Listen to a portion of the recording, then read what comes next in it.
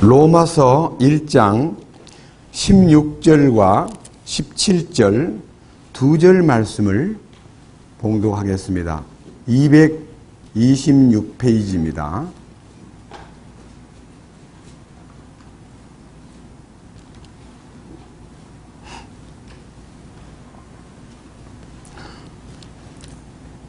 로마서 1장 16절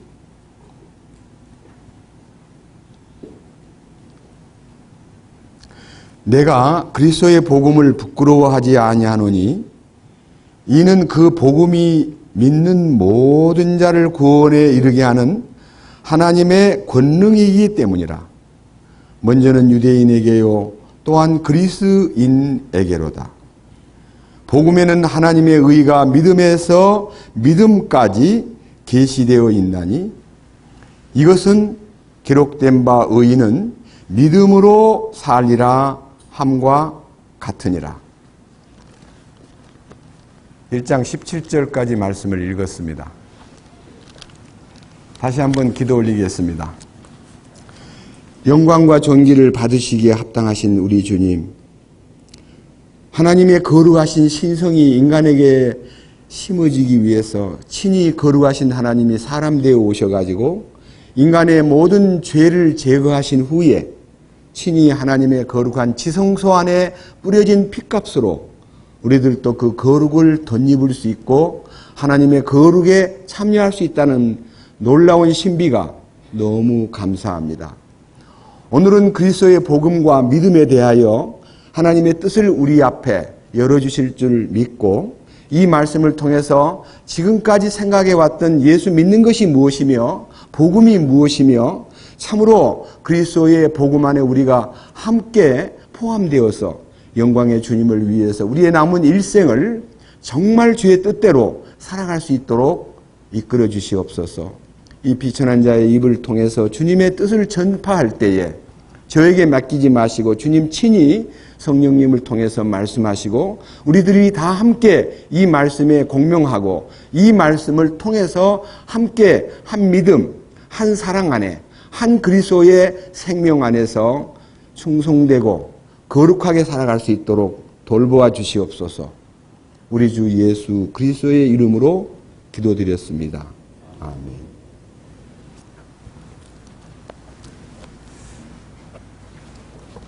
제가 지금 아침 이 시간이 세 번째 강조한데요. 오늘 읽은 이 로마서 1장 16절 말씀 가운데서 내가 그리스도의 복음을 부끄러워하지 아니하노니 이는 그 복음이 믿는 모든 자를 구원에 이르게 하는 하나님의 권능이기 때문이라. 여기에 굵직굵직한 단어가 그리스도의 복음, 구원에 이르게 하는 하나님의 권능, 이 부분을 사실은 좀 더 깊이 다룬다면 많은 시간이 요구되지만요.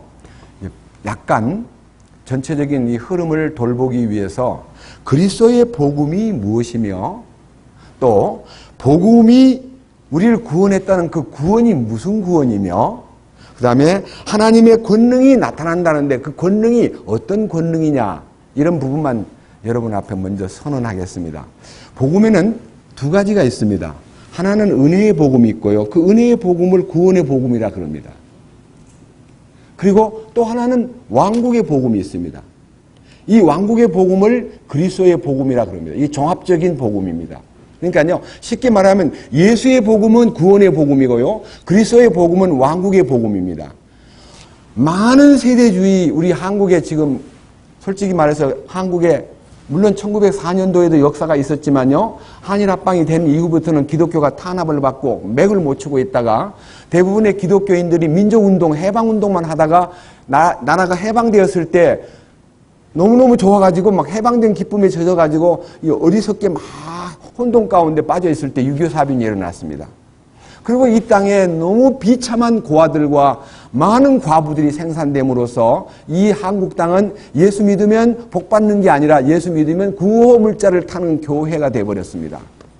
그래서 많은 구호물자가 미국에서 카나다에서 호주에서 영국에서 막 날라왔습니다.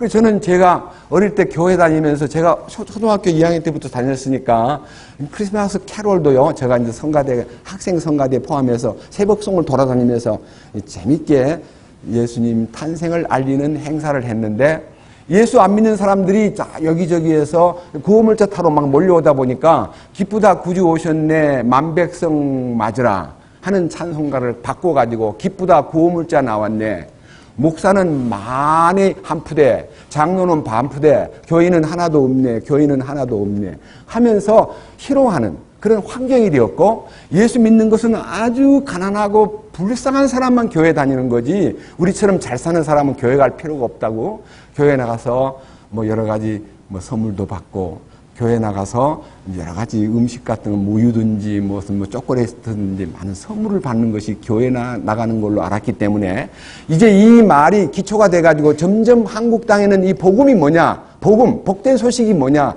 예수 믿으면 복 받아, 예수 믿으면 참 건강해지고 일이 잘 돼, 예수 믿으면 만사 형통하게 되는 거야 하고, 이 기복신앙이 한국을 아니어도, 기독교가 아니어도 불교라든지 유교라든지 많은 우리의 토속 신앙은 전부 다 복을 비는, 복 받는 것만 많이 원하다 보니까 여러분들 뭐 이불에도 복자, 베개에도 복자, 숟가락에도 복자, 심지어는 젓가락에도 복자, 복 하고 막 이 복을 너무 원하는 사람이 많기 때문에 기독교의 제목이 예수 믿으면 복 받는다. 무슨 복? 재화가 막 늘어나고 아주 아들들이 딸들이 잘 풀리고 그리고 건강해지고 교회 나가면 안수만 받으면 병이 쫙 약 안 먹어도 낫고, 이런 식으로 약간 미신적이면서도 대단히 성경과는 너무나 거리가 먼 복음이 이 한국 땅을 지배했습니다.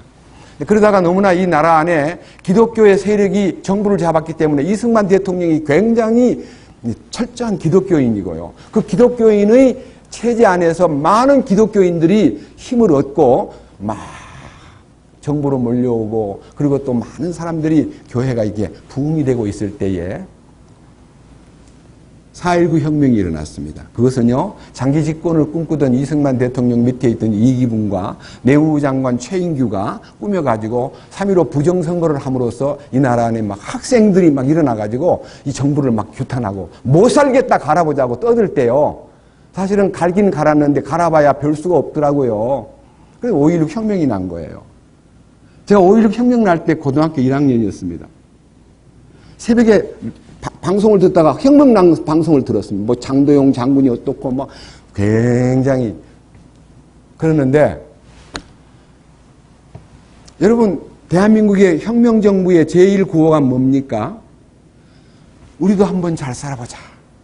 우리도 한번 잘 살아보자. 잘 살아보세 하고 노래 부르면서 마을길도 닦고 지붕, 초가지붕도 고치고 스렛도 올리고 잘 살아보자고. 우리 국민들이 원하는 바가 잘 사는 거예요. 너무 배고프고 힘들고 보릿고개도 너무 힘들고 그런 민족적 대숙제가 잘 사는 거예요.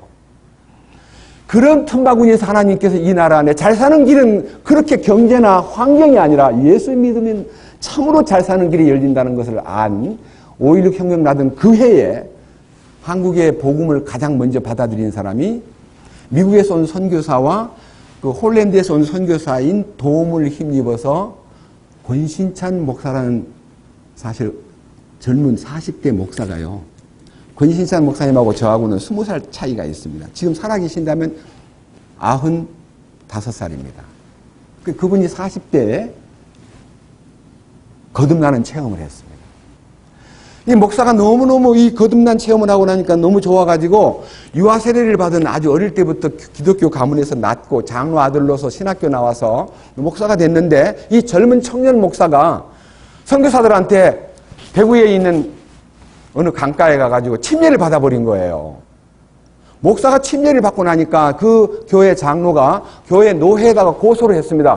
권 목사가 장로교 목사인데 침례를 받았답니다. 그 침례받은 이후로요, 교회의 노회에 불려가가지고 신문당한 후에 파문을 당했습니다. 목사가 침례받은 것은 잘못된 거다.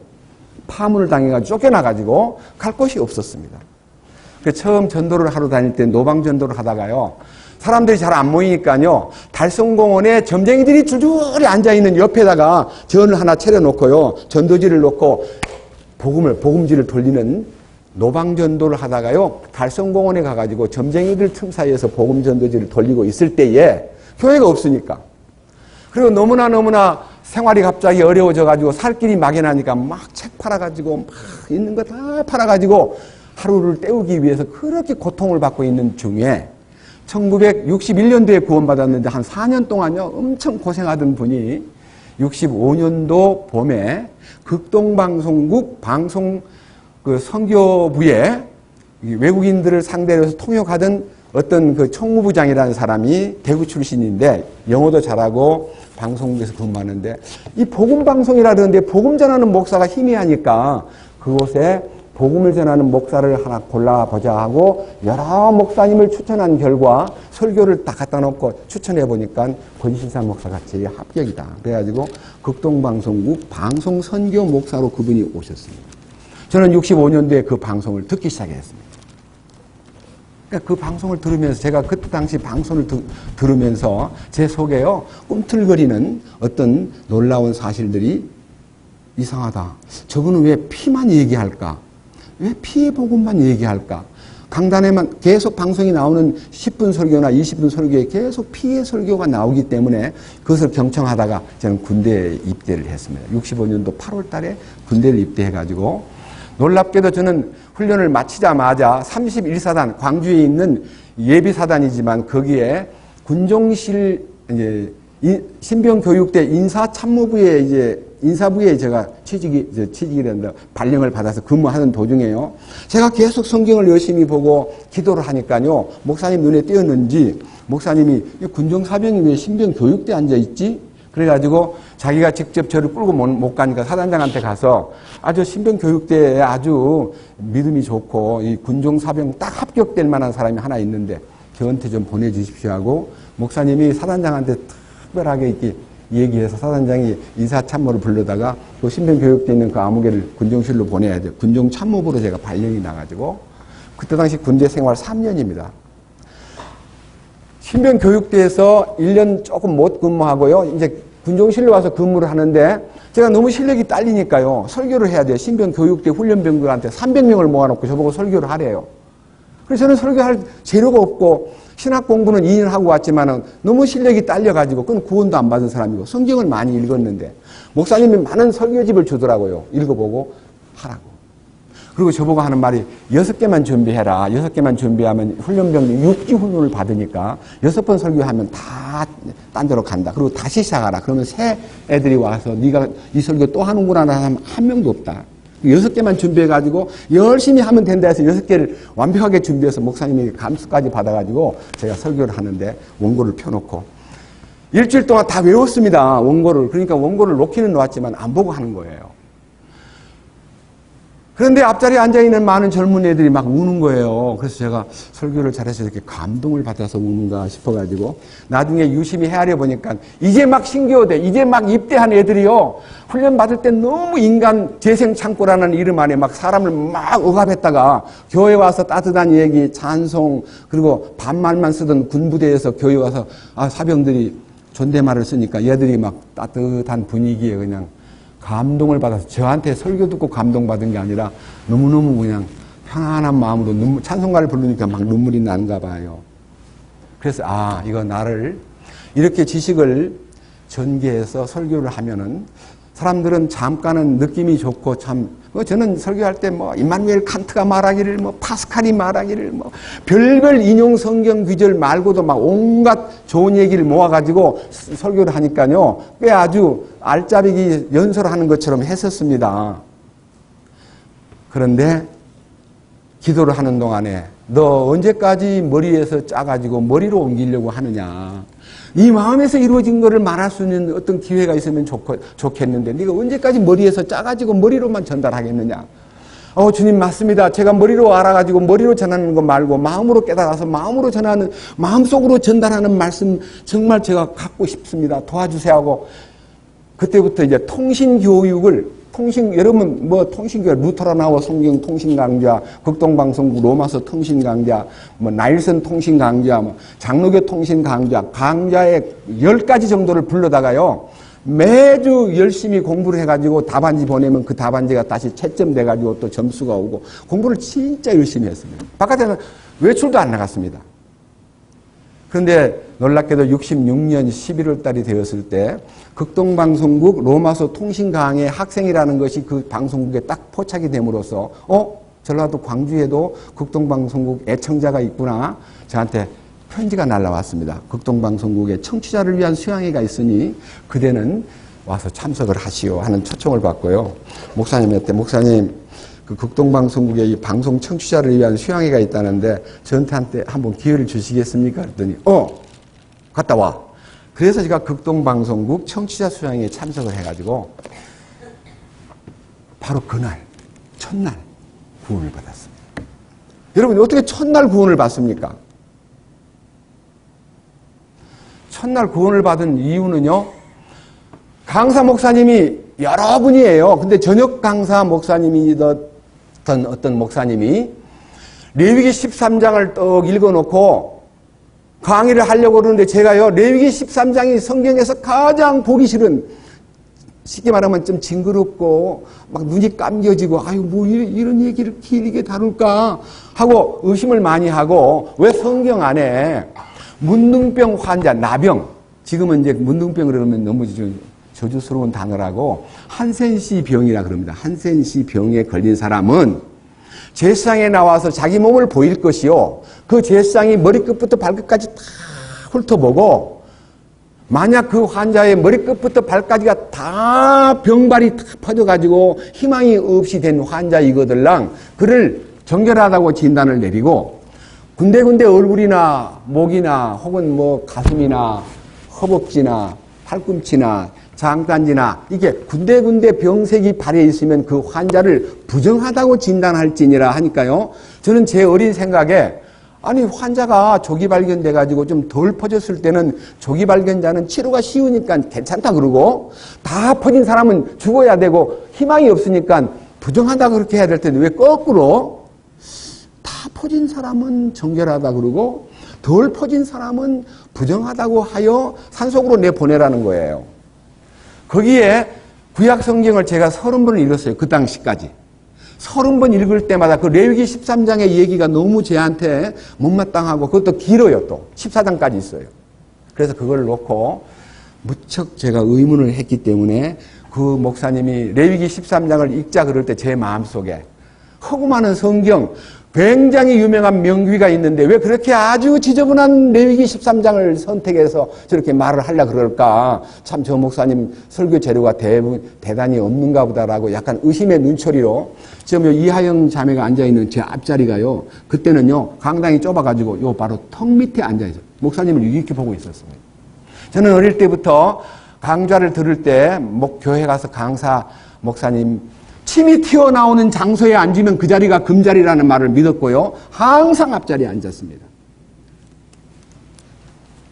그런데 그 목사님이 성경을 또 펴놓고, 여러분 오늘 이 문둥병 환자에 대한 규례를 얘기할 텐데 여러분들이 좀 의아하시죠? 저는 이 문둥병 환자가 누구냐 하면은 하나님이 보실 때 여러분이 문둥입니다 이러는데 이 손가락이 제 앞으로 탁 필이 꽂히는 거예요. 네가 문둥이야 이러는 것 같아가지고 제가 깜짝 놀라서 노트하고 있을 때니까요, 목사님을 쳐다보면서 뭐? 날 보고 문둥이라고? 그러는데 그 목사님이 저벅저벅 가시더니 문둥병 환자의 3대 특징이 있다. 문둥이가 되면, 문둥병이 걸리면 자기 형상을 잃어버린다. 자기 형상을 상실한다. 두 번째, 문둥이가 되면은 감각 기능이 마비된다. 문둥이가 되면은 집에서 같이 못 살고 격리 수용시키기 위해서 한국에는 소록도라는 나병 환자들 수용소가 있다. 그래서 격리 수용시키니까 멀리 보낸다. 여러분, 이 세 가지가 문둥이의 특징인데 여러분 자신에게 대한 적용을 한번 해봅시다. 하나님 보실 때 껍데기 문둥이가 아니라 여러분 속이 문드러져 있는데 하나님이 자기 형상대로 우리를 만들었는데 그 하나님의 참된 형상이 지인과 선과 미다. 우리 하나님이 우리 일을 참되고 선하고 아름답게 만들었는데 마귀가 바로 문둥병 균이에요. 들어와가지고 참을 거짓으로, 선을 악으로, 아름다움을 추악하고 더러운 것으로 바꿔버렸다. 여러분 얼마나 추악하고 얼마나 거짓되고 얼마나 하나님 보실 때 악한가를 아느냐?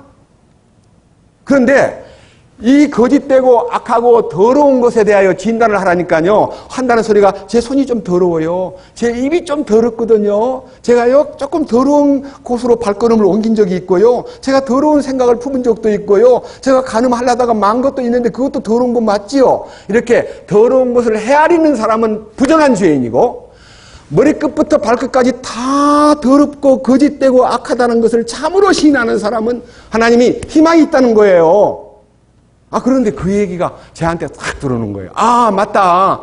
나는 지금까지 부흥회 가가지고 맨날 내가 어릴 때 지은 죄, 기억나는 죄만 쭉 제가요.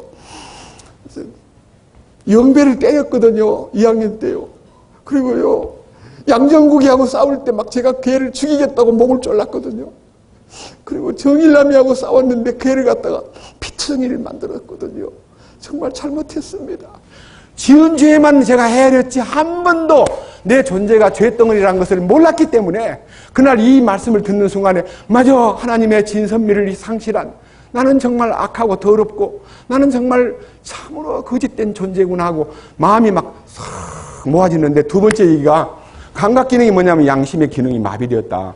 아무리 찔러도 아픈 줄을 몰라. 문둥이는 절대로 이 뜨거운 거나 찬 것을 못 느껴요. 감각 기능이 마비돼 버렸어요. 온 전신에 이 양심의 기능이 마비된 환자와 같은 사람이고, 마지막 얘기가 얼마나 쇼킹한지 저는 깜짝 놀랐습니다. 이런 병을 걸린 사람은 벤허에 나오는 계곡으로 내려보내는 것이 격리 수용이지만요, 이 문둥병 환자에게는 나을 기회가 있어요. 10명의 문둥병 환자가 어느 날 길거리에 나왔다가 하도 동네가 그리워서 산속에 숨어 있다가 동네에 나와가지고 예수님이 막 저기 보이는 거예요. 예수님, 우리를 불쌍히 여기소서, 우리를 깨끗게 하소서 하니까, 그래, 가서 제사장한테 니들 몸을 보이고 거기 가서 네 자신이 정결케 된 것을 말하라. 가서 몸을 보이라니까 갑시다 하고 딱 가다가 보니까 다 나와버린 거예요. 10명이 다 깨끗게 되었어요. 그 중에 한 사람 막 예수님 계신 방향으로 쫓아와가지고 예수님 계시는가를 다, 예수님 가다가 나왔습니다. 다 깨끗게 되었는데 그 9은 어디 갔지? 그렇게 물었습니다. 여러분, 다 깨끗게 되었는데 그 9이 누구예요? 여러분은 9명 중에 1명이고요. 9명은 지금 세상에 있어요. 여러분, 세상에 죄인들 깨끗게 돼 있어요? 안 돼 있어요? 크게 얘기해 보세요. 깨끗게 돼 있어요? 안 됐어요? 예수는 우리의 죄만 아니라 온 세상의 죄를 위하심이라 요한일서에 나와 있잖아요. 온 세상 죄 담당한 어린 양은 죄 많은 자 불러서 구속하네. 자기가 선한 줄 알고 자기가 참된 인간인 줄 알고 자기가 꽤 고상한 인간인 줄 아는 사람은 절대로 이 구원의 빛이 비치지 않습니다. 야, 나는 거짓되고 악한 것이구나. 나는 더럽기 짝이 없는 몸이구나. 저는 그 순간 그날 밤 구원을 받은 거예요.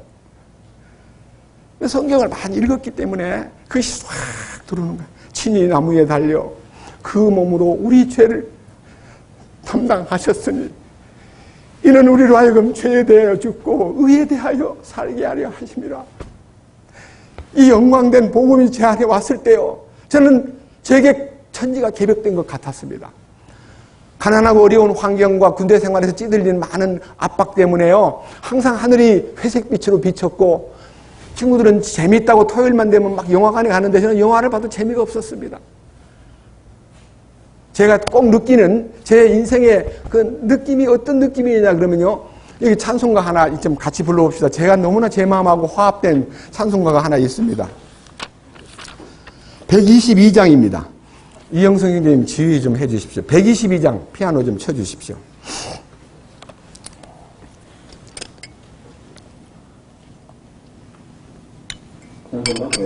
이 곡은요, 유명한 곡이기 때문에 다 따라 부를 수 있습니다. 큰 목소리로 같이 불러보겠습니다.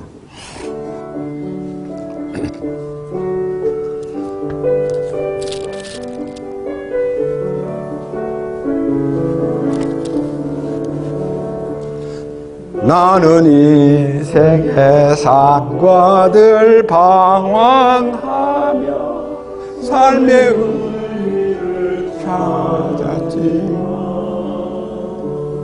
내가 얻은 것 귀한 세월만 다 보냈네.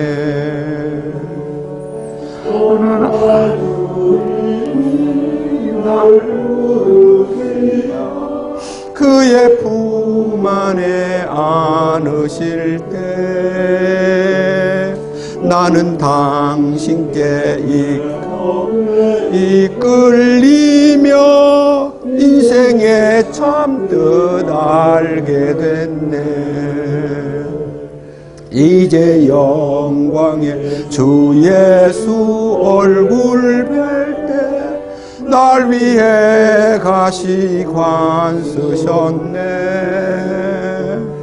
못 박힌 두 손 상처도 생생하여 나는 사랑의 손 잡았네. 지금 난 여기서 그리스도를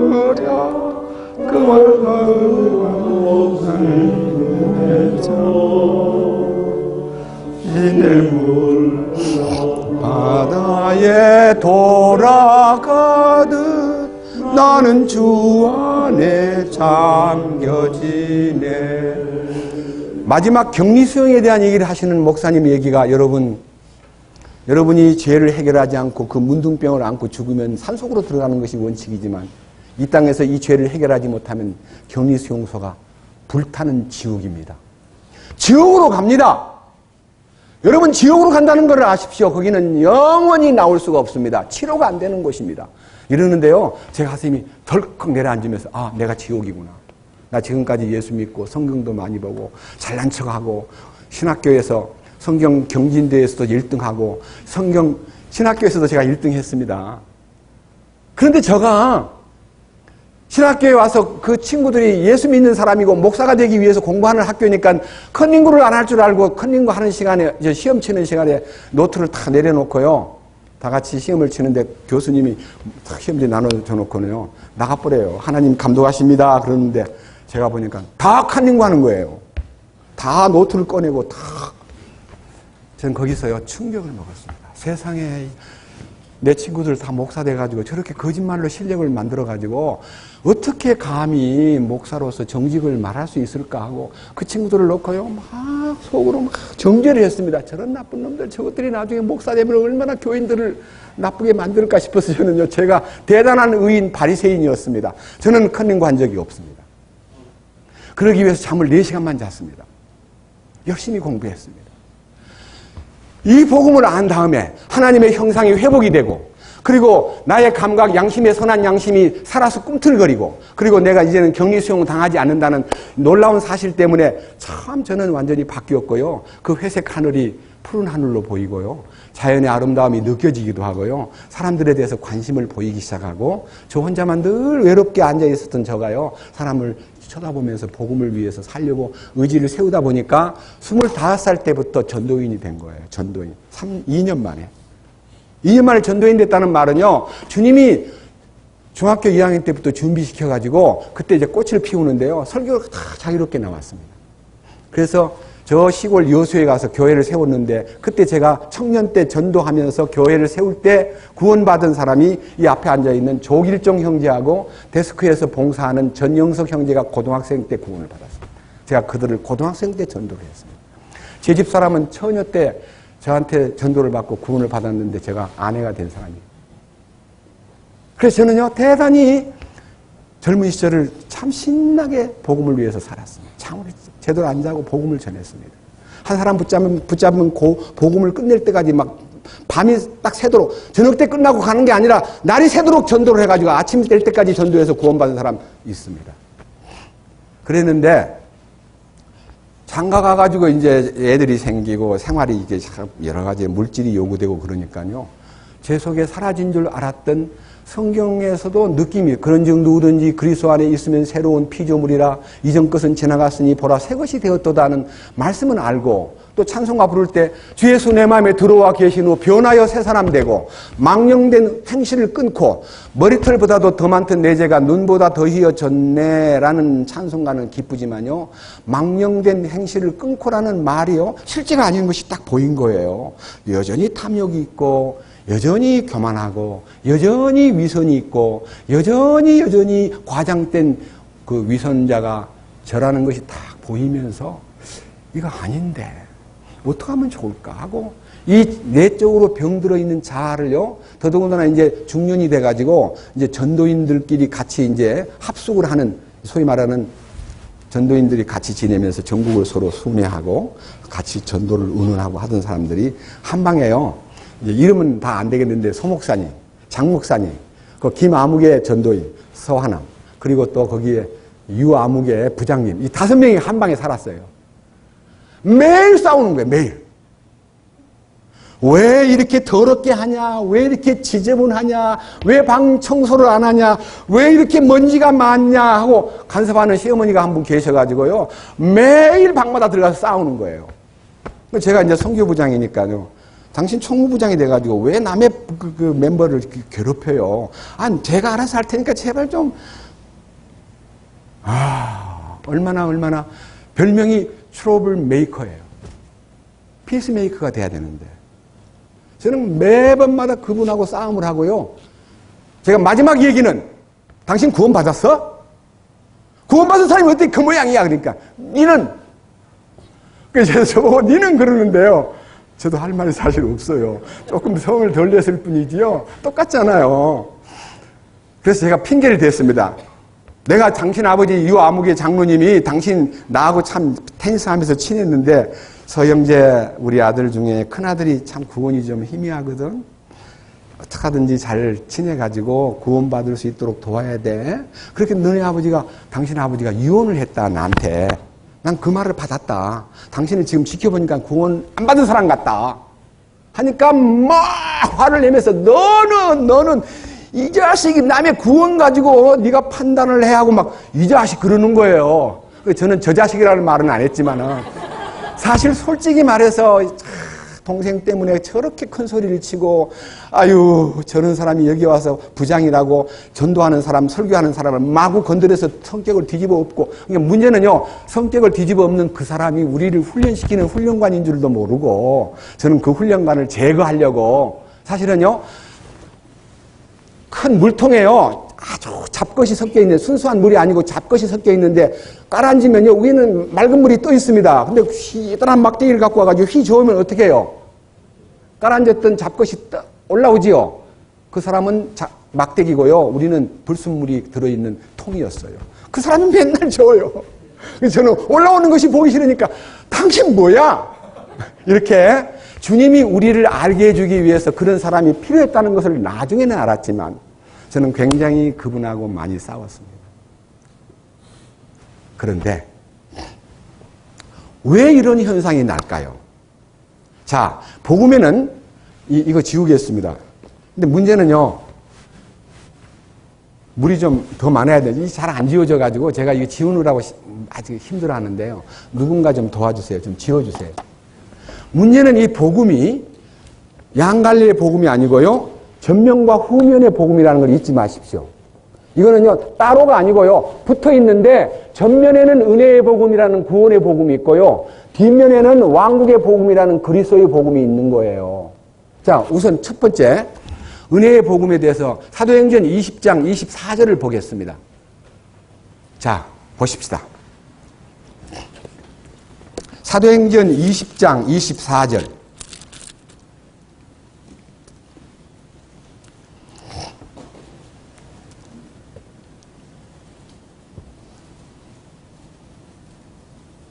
페이지는 211페이지입니다. 사도행전 20장 24절.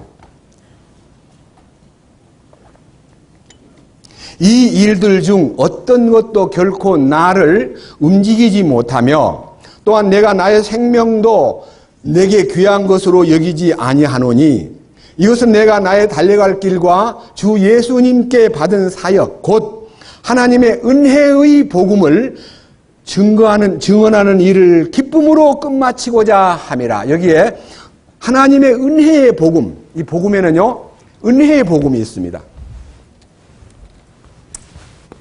은혜의 복음. 이 복음은요 구원의 복음이고 이 복음은 영의 구원입니다. 영의 구원. 그런데 두 번째는요 밑에 보십시오. 25절.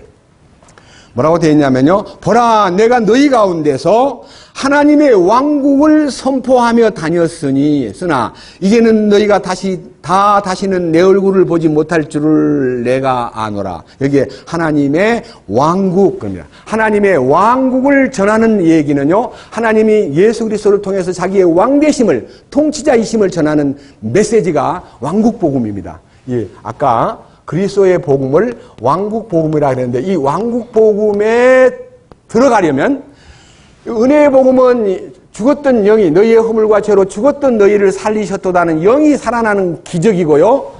이 영 안에 먼저 와서 생활을 꾸려가든 여러분 자세히 보세요.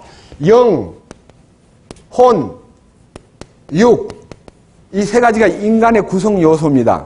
3대 구성 요소. 영은 하나님과 통신하는 통신 기능입니다. 하나님께 경배하고 하나님께 찬양하고 하나님께 기도하고 하나님께 여러 가지를 의논하는 네트워크, 이 진정한 통신망이 영입니다.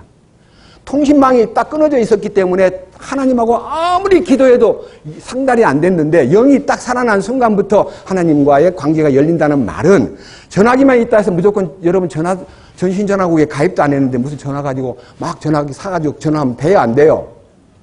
가입을 해가지고 거기서 승인이 떨어져야 돼요. 그럼 그 승인된 전화기는 우리만 통합니까? 미국도 통합니까?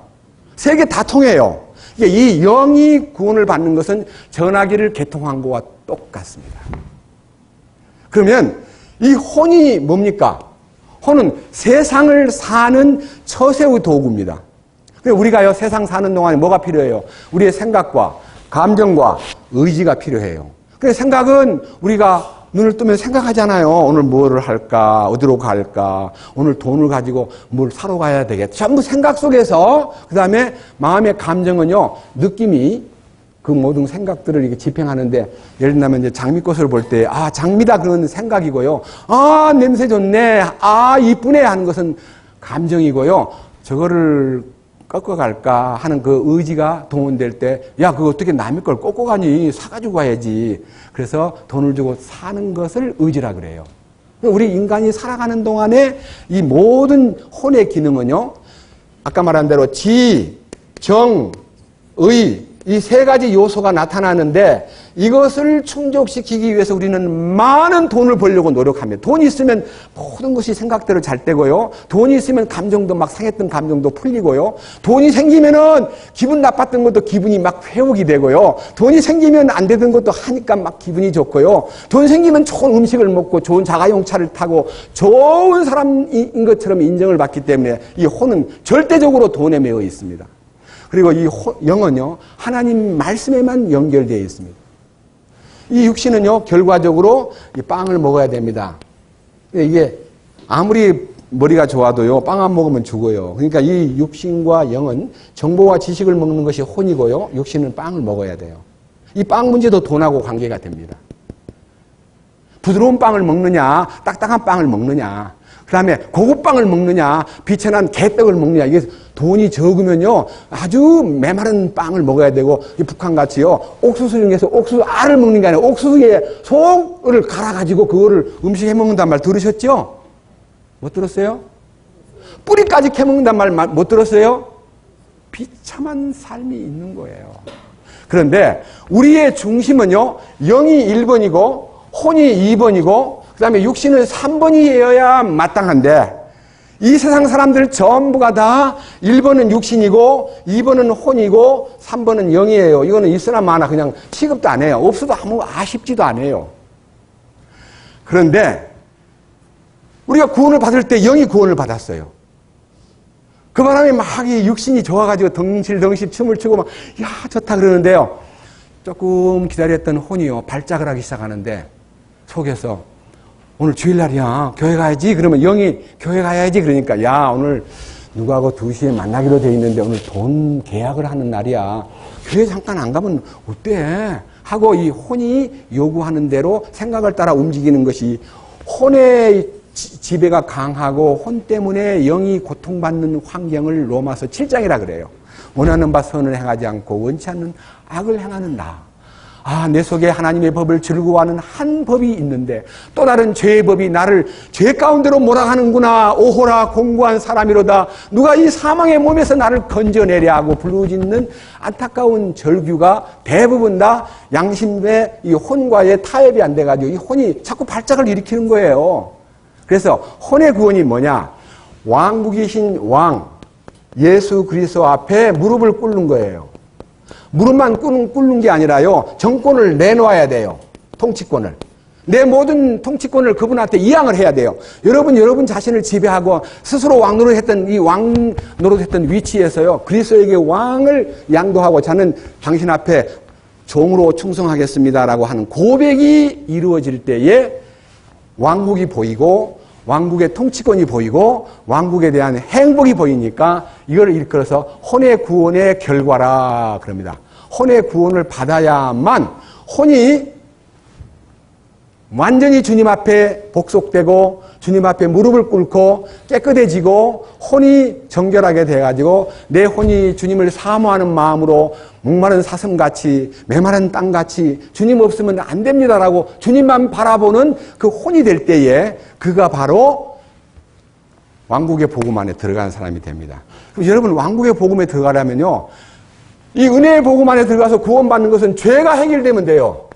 근데요, 이 왕국의 복음에 들어가려면 죄가 해결되는 것이 아니라 내 안에 있는 문제가 해결돼요. 내 안에 있는 문제, 내적인 문제. 그 문제가 마태복음 4장에 있습니다. 그 문제를 한번 열거해 보겠습니다. 마태복음 4장.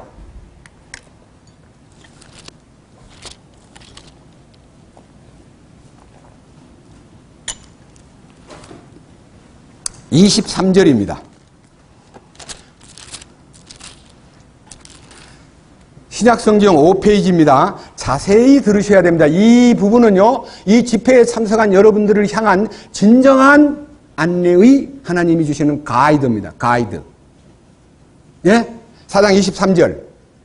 예수님께서 온 갈릴리에 두루 다니사 그들의 회당들에서 가르치시고 은혜의 복음을 선포하시며라고 되어 있지 않고요. 왕국의 복음을 선포하시며 백성 가운데서 온갖 종류의 질환과 온갖 종류의 질병을 고치시니.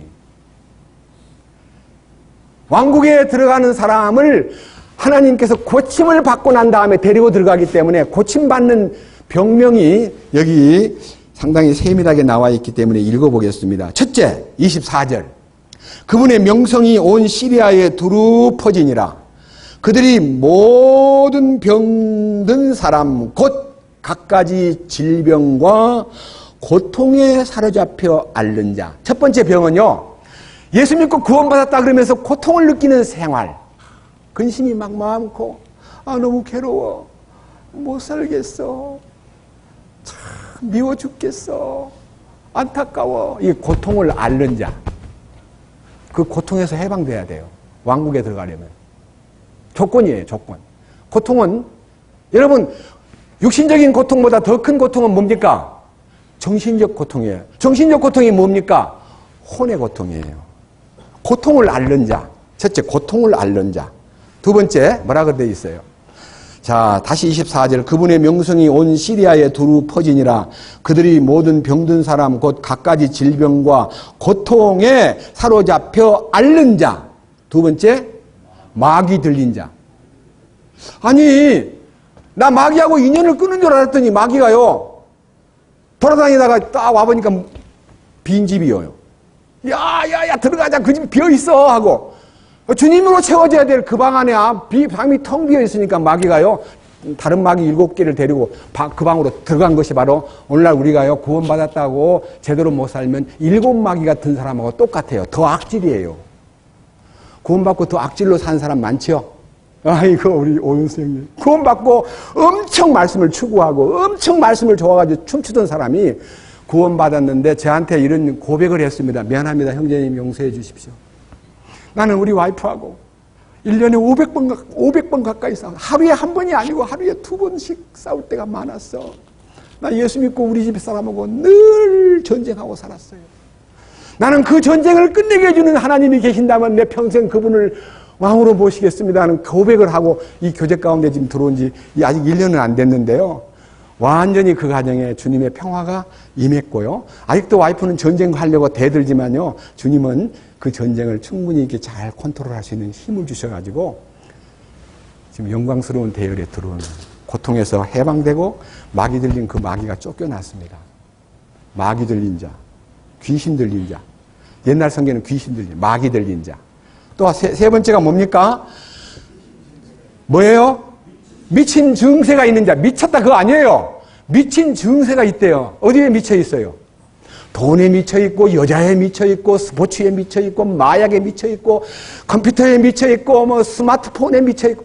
오늘도 어떤 아이가요, 스마트폰을 들고 있는데 너무 집중하니까 말씀 전하는 형제님이 제가 저 때문에 구원을 받기가 어려운데 아버지 얘 뺏어버리세요. 그러니까요. 그 아이는요, 스마트폰에 미쳐 있는 거예요. 그러니까 애들 공부 가르칠 때 스마트폰 뺏어버리면 잠을 못 잔대요. 그것을요, 떼내줘야 되는데 뺏어서 떼내면 시험에 드니까요. 그걸 스스로 놓게 만들어야 됩니다. 놓게 만드는 것이 뭐냐? 주님의 손길이 와야 됩니다. 부활 생명의 손길. 자, 고통을 앓는 자. 그 다음에 뭐라 했어요? 마귀 들린 자. 세 번째, 미친 증세가 있는 자. 내가 어디에 미쳐 있는가? 우리 여기 참석하시는 형제 가운데서요, 골프를 잘하는 형제가 있어요. 회사에서요, 골프, 은행 많은 거래선에 뭐 대출해주고 많은 팀들을 접대하는 접대의 멤버로 뽑혀가지고 처음에는 어설프게 배워서 나중에는 굉장히 거의 뭐 언더 플레이를 할 수 있는 아주 그 프로급에 속한 골프광이 하나 계셔요. 여기 우리 안에. 골프 방송만 나오면 새벽 2시에도 일어나고 미국에서 골프 라이브 중계를 하면 막 새벽에 막 방송 들으려고 일어나던 사람이 이 말씀을 딱 듣더니요.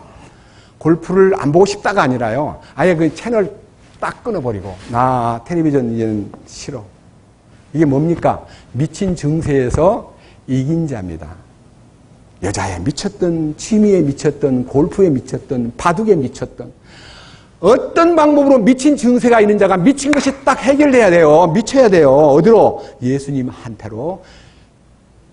딴 사람이 예수한테 미쳤구만. 우리 아들 지금 저기 나와 있습니다.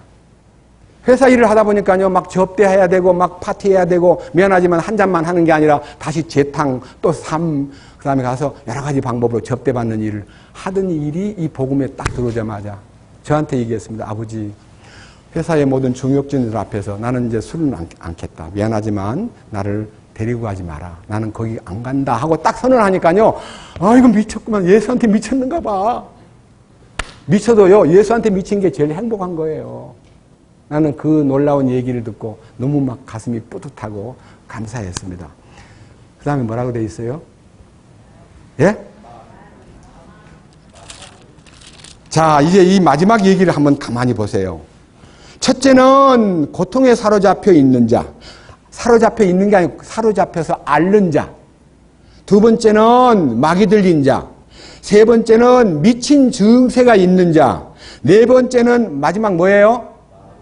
뭐가 마비됐어요? 생각 따로 행동 따로. 생각대로 안 되는 거예요. 말씀을 봐야지. 나 기도 생활을 해야 될 것 같아. 나 교제 가운데 열심히 살고 싶어. 그런데 말을 안 들어요. 뭐예요? 반신불수가 되었거나 뇌가 고장 나가지고 팔을 잘 못 쓰거나 다리가 뇌 고장으로 인해서 걸어가려니까요. 안 되는 거예요. 마비가 되면은 안 되는 거예요. 마비를 벗어나야 돼요. 자, 그 다음 보십시오. 24절 그분의 명성이 온 시리아에 두루 퍼지니라. 그들이 모든 병든 사람 곧 갖가지 질병과 고통에 사로잡혀 앓는 자, 마귀 들린 자, 미친 증세가 있는 자, 마비병 환자들을 그분께 데려오니 그분께서 그들을 고치심에 갈릴리와 데가볼리와 예루살렘과 유대와 요르단 건너편에서 온 사람들의 큰 무리가 그분을 따르더라. 그게 한 무리가 된 거예요. 누구예요? 왕국의 자격을 가진 사람입니다. 큰 무리가 예수님한테 막 몰려오니까 예수님이 입을 열었습니다. 마태복음 5장 1절 보세요. 예수께서 그분께서 무리들을 보시고 그 무리가 누구냐면 그 미친 병 증세에서 마귀 들린 사람들이 그다음에 고통에 사로잡혀서 앓고 있던 사람들이 치료를 받고 나니까 그분을 막 따르는 거예요. 따르는데 그분께서 높은 산에 올라가서 제자들 앞에 딱 입을 여는데 2절 그분께서 입을 열어 그들을 가르쳐 이르시되 영이 가난한 자들은 복이 있나니 하늘의 왕국이 그들의 것이기 때문이라. 애통하는 자들은 복이 있나니 그들이 위로를 받을 것이기 때문이요. 온유한 자들은 복이 있나니 그들이 땅을 상속받을 것이기 때문이라. 이 세 가지요 기본 원칙이 딱 정립이 돼야 됩니다. 첫째는 영이 가난해야 됩니다. 영이 하나님과의 만남을 통해서 너무 굶주리고 너무 힘을 잃고 영이 기능을 발휘 못하고 하나님과의 관계에서도 힘찬 찬송도 못하고 힘차게 기도 한 번 못하고 기도할 때 어떻게 기도할 줄도 모르고 기도의 문이 열리질 않은 거예요. 기도의 문이 열리려면요 지성소와의 접촉이 돼야 주님과 대화가 되고 주님과의 대화가 이루어져야 속에서 마음껏 찬양이 흘러나오고 기도가 흘러나오고 경배하는 경배 예배가 흘러나오는 거예요. 예배 드리는 시간에 지금 여기 앉아가지고도 스마트폰 잡고 여기 앉아있는 사람이 성경책 본다고 핑계는 되지만요 가능하면 교회 안에 예배 시간에 스마트폰 들고 성경 보는 것도 가능하면 크게 도움이 안 됩니다. 저도 스마트폰 잘 운행하는데 차 타고 갈 때나 혹 어떻게 다른 거리에서 성경책을 안 보니까 스마트폰 이용하지만 성경을 문자화된 이 활자로 보는 것이 훨씬 더 친근감이 있고 거기에 집착하는데요. 안광이 지배를 철하도록 책을 보라 그랬습니다. 예? 이 눈빛이 책 뒤에 들어가도록 책 깊이 안으로 들어가도록 책을 읽어라. 그러니까 성경을 볼 때요. 자세히 읽어보라. 이것들이 하나도 빠진 것이 없고 하나도 그 짝이 없는 것이 없으리니 이는 여호와의 입이 이를 명하셨고 그의 신이 이것들을 모으셨음이니라. 말씀에는 다 짝이 있습니다. 저는 저 평생에 구약의 예언의 말씀과 신약의 성취된 말씀 그리고 구약 안에는 많은 예수님에 관한 예언이 어떻게 이루어졌는가를 짝 맞추는데요. 너무너무 퍼즐 맞추기가 재미가 있고요. 그걸 딱 맞춰놓고 나면 예수님의 모습이 쫙 뜹니다. 그렇게 해서 성경을 읽는 신비스러운 경험을 하게 됩니다. 영이 가난한 게 뭡니까? 주여 나는 배고파요. 여러분 육신적으로 배고프면 아이들이 뭐라 그래요? 맨날. 우리 집 5살 먹은 손자가 우리 집에 한 5달 있었는데요. 매일매일 하는 얘기가 I am hungry. I am hungry. 맨날 hungry. hungry. 그래서 요즘 이제 조금 세월이 지나니까 배고파요. 배고파요. 밤 11시가 돼가지고도 쫙 놀다가도 할머니 배고파요. 배고파요. 그러니까 배고프다는 게 미운 게 아니라요. 주기는 죽었는데 밤 늦게까지 주면은 뭐 안 좋을 것 같아서 다른 방법으로 유도를 하는데 항상 걸식이던 아이야. 그래서 제가 지금 아버지 보고 이랬습니다. 네 애 때문에 돈 많이 들겠다. 돈 좀 많이 벌어야 되겠다. 그래. 근데 그게요, 건강해요. 건강. 아주 튼튼해요. 뭘 줘도 안 먹는 애들은 참 힘드는데, 이거는 막 뭐든지 막 먹는 거야, 주면. 그리고 조금 먹고 있다가요, 맛있는 거 보이면요, 배고파요. 아이스크림 주세요. 배고파요. 먹고 싶어요. 밉지 않은 거예요, 그게. 영이 가난한 자가 뭐가 온다고요? 하나님의 통치권이 나타난다는 거예요. 왜? 사람이 빵으로만 사는 것이 아니라 하나님의 입에서 나오는 모든 말씀으로 산다는 것이 우리 인생의 목표입니다. 영이 배고픈 것을 느끼는 사람이 신앙생활이 굉장히 행복한 사람입니다. 두 번째, 애통하는 자, 혼에 대해서 항상 애통해야 됩니다. 주여, 나는 나약한 존재입니다. 나는 더럽습니다. 나는 무기력합니다. 나는 교만 덩어리입니다. 나는 위선자입니다. 나를 주님 불쌍히 여겨 주소서 하고 애통을 주님 앞에 항상 자신을 주님 앞에 고백할 때에 하나님의 위로가, 파라크레토스라는 성령님의 위로가 내게 위로로 나타나는데, 성령님이 항상 돌보셔요. 내가 부족합니다. 나는 배고픕니다. 나는 아닙니다. 나는 정말 주님 앞에서 정말 공급받아야 될 것 같습니다. 이렇게 항상 주님 앞에 혼이 애통하는 사람이 될 때에 주님이 크신 위로를 나타내시고요. 이게 3대예요. 영의 배고픔, 혼의 애통, 세 번째 타인을 향하여 온유한 것. 주님의 은혜로 변화가 되면요, 온유한 자가 되고요. 온유의 영이 오셔가지고 나의 이 딱딱하고 교만하고 거칠고 아주 무심하고 자기밖에 모르던 이 생각들이 싹 정리가 되면서 옛날을 기억하지 말아라, 옛날 생각에 빠져있지 말라는 추억에 우리를 보내는 게 아니라요, 그거 다 놓아버려도요, 탕자가 돼지 치던 지엄 열매를 탐내던 동네에서 아버지한테 와가지고, 아버지 간간히 돼지 목장에서 지엄 열매를 먹던 생각이 납니다. 그러면 이놈아, 잊어버려. 여기서 풍성한 아버지 품에서 먹고 싶은 거 다 먹어도 돼. 무슨 지엄 열매 얘기를 자꾸 하니. 그렇습니다. 우리는 옛날 거지 같은 과거에 돌아갈 필요가 없습니다. 그래서 우리 교제는요, 주님 안으로 딱 들어온 사람은요, 과거를 묻지 않습니다. 어떻게 하다가 여기까지 왔어? 뭐 하다가 왔어? 그게 물을 필요가 없어요. 주님께 돌아온 사람은 나도 너를 정죄하지 아니하노니 나는 너의 과거를 기억지 않겠다 그러는데, 왜 우리가 자꾸 과거를 파요? 저 사람 사기꾼이야. 저 사람 보통 사람이 아니야. 저 사람은 깡패 출신이야. 저 사람은 옛날에 약간 요 거느리고 살았어. 그런 얘기를 왜 하냐고요. 주님도 과거를 묻지 않는데 우리가 무슨 자격이 있다고 과거를 따지고 묻습니까? 저도 전과자입니다. 복음을 잘못 전해가지고 많은 사람을 도탄에 빠뜨리고 이렇게 가르쳤습니다. 우리에게는 브레콜이 있다. 거기다가 던져야 탁 집어넣어버려야 나중에 큰 상을 받는다 그러는데, 브레콜이 뭐냐면 돈을 버리는 장소입니다. 여러분, 버리는 것이 거기다 버리는 겁니까? 돈을 버리는 것이요, 디모데전서 6장에 보면 돈을 사랑하면 일만하게 뿌리가 되나니, 돈을 사랑하지 말고 너희가 갖고 있는 모든 부유한 재산이 있다면 나눠주기를 좋아하고 동정하는 자가 되게 하고 선한 일에 노력하라. 그것이 바로 장래의 자기를 위해서 좋은 터를 닦는 것과 같다 그랬기 때문에, 베풀고 섬기고 기꺼이 돌보는데 물질을 쓰라 그랬지 어디다가 그냥 막 던지라고요? 그 어디냐 그러면요, 어떤 사업장에다 던지라는 거예요. 사업장에다가. 야금야금 누가요? 다 받아가지고 자기가 누렸어요. 이게 얼마나 비참한 행동들입니까? 저도 그 일에 일조한 전과자입니다. 부끄럽습니다. 여기요, 우리 가운데 과거에 막 소위 말하는 깃발 날리던 사람들이 지금은 아주 쪼그라져가지고, 여기 지금 얼굴이 안 보이네. 김아무개 형제님은요, 형제한테 돈을 띈 거예요. 공동 투자를 했는데 돈도 갚을 줄도 모르고 너무 분하고 교회 가운데 오니까요, 교회 안에서 이런 사람을 어떻게 내버려도 내가 이걸 언제 어떻게 죽일까 싶어가지고 뒤에다가 흉기를 차에다 싣고 다녔대요.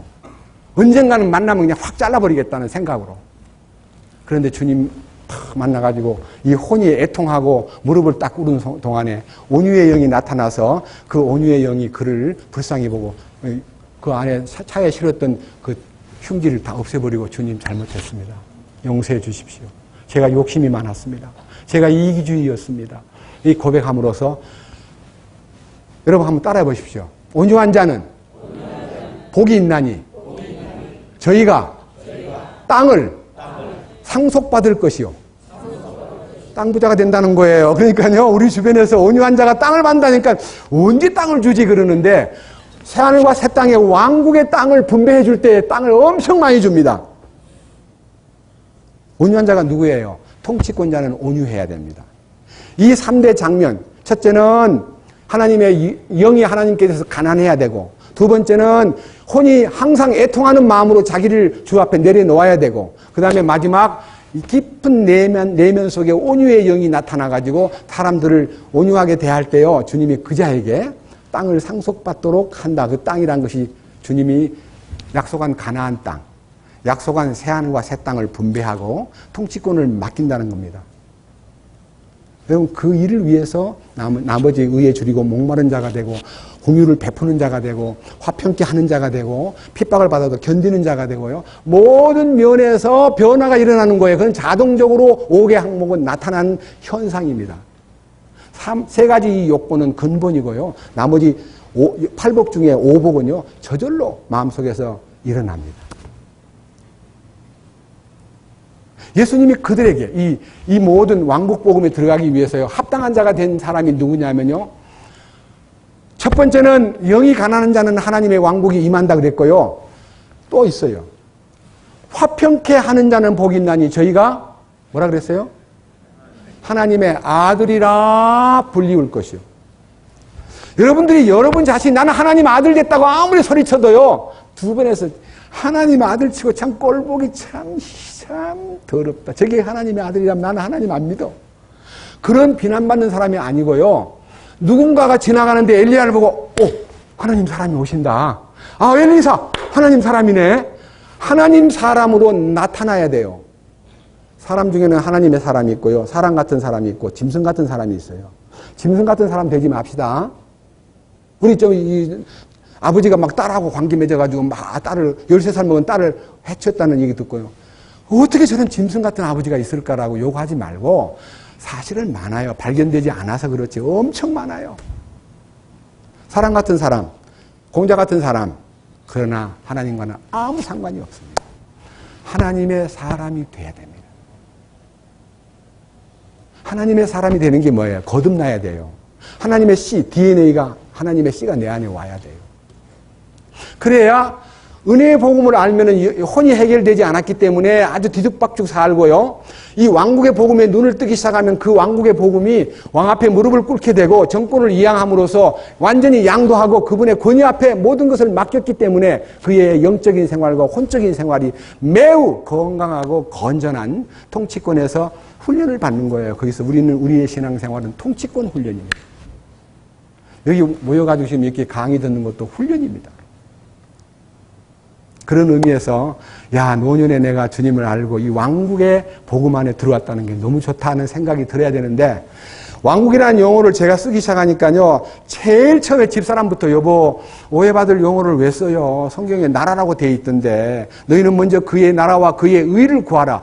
나라에 임하옵시며 이렇게 돼 있으면 나라라 그러지 왜 자꾸 왕국이라 그럽니까? 그러니까 제가요. 성경에 보니까 성경 번역자들이 모르고 나라라 그랬는데 원문에 보면 그것이 킹덤 나라가 아니라 왕국이다. 왕국이라는 말은 왕이 통치하는 나라를 얘기하는데 나라는 국민들이 표를 가지고 의견을 제출해가지고 다수의결로 모든 결정을 내리는 곳인데 만약 가나안 땅에 가는 문제에 대해서 12명의 정탐꾼을 보내놨더니 12명이 갔다 와서 똑같은 광경을 보고 왔는데 10명은 반대를 하고 2명만 지지를 하는데 그 당시 국민들의 마음은 10명의 반대하는 지지를 따라서 돌아가자고 마음먹었는데 하나님이 진노하셔가지고 10명을 처벌을 내리고 아니다! 여호수아와 갈렙 말대로 내가 그들을 도우리라! 가자! 그래서 불평하고 원망한 사람은 다 40년 동안 이 광야에서 쓰러질 때까지 내가 그들을 시험하겠다. 그래서 광야에서 대부분 다 쓰러지고 여호수아와 갈렙은 가나안 땅에 들어가는데 가나안 땅에 애굽 땅에 출신들은 다 죽고 광야에서 태어난 애들만 40세 이하의 애들만 가나안에 들어갔습니다. 뭔 말입니까? 옛사람은 죽고 새사람만 가나안에 가는 거예요. 옛사람 안 죽은 사람은 여호수아와 갈렙같이 특별하게 변화받은 사람이 아니고서는 못 가는데 우리의 신앙생활이라는 것은 나의 옛사람과 그 행위를 벗어버리고 새사람을 입고 그리스도의 심장을 소유한 사람만 왕국의 통치권 대열에 들어가기 때문에 그리스도의 심장으로 무장되지 아니한 사람은 절대로 하나님께서 왕국의 통치권을 맡기지 않는다는 것입니다. 이 부분에 대해서 성경적인 얘기를 들려드리겠습니다. 자, 마태복음 이제 넘어가 가지고요.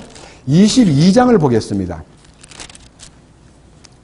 마태복음 22장. 자세하게 들으세요.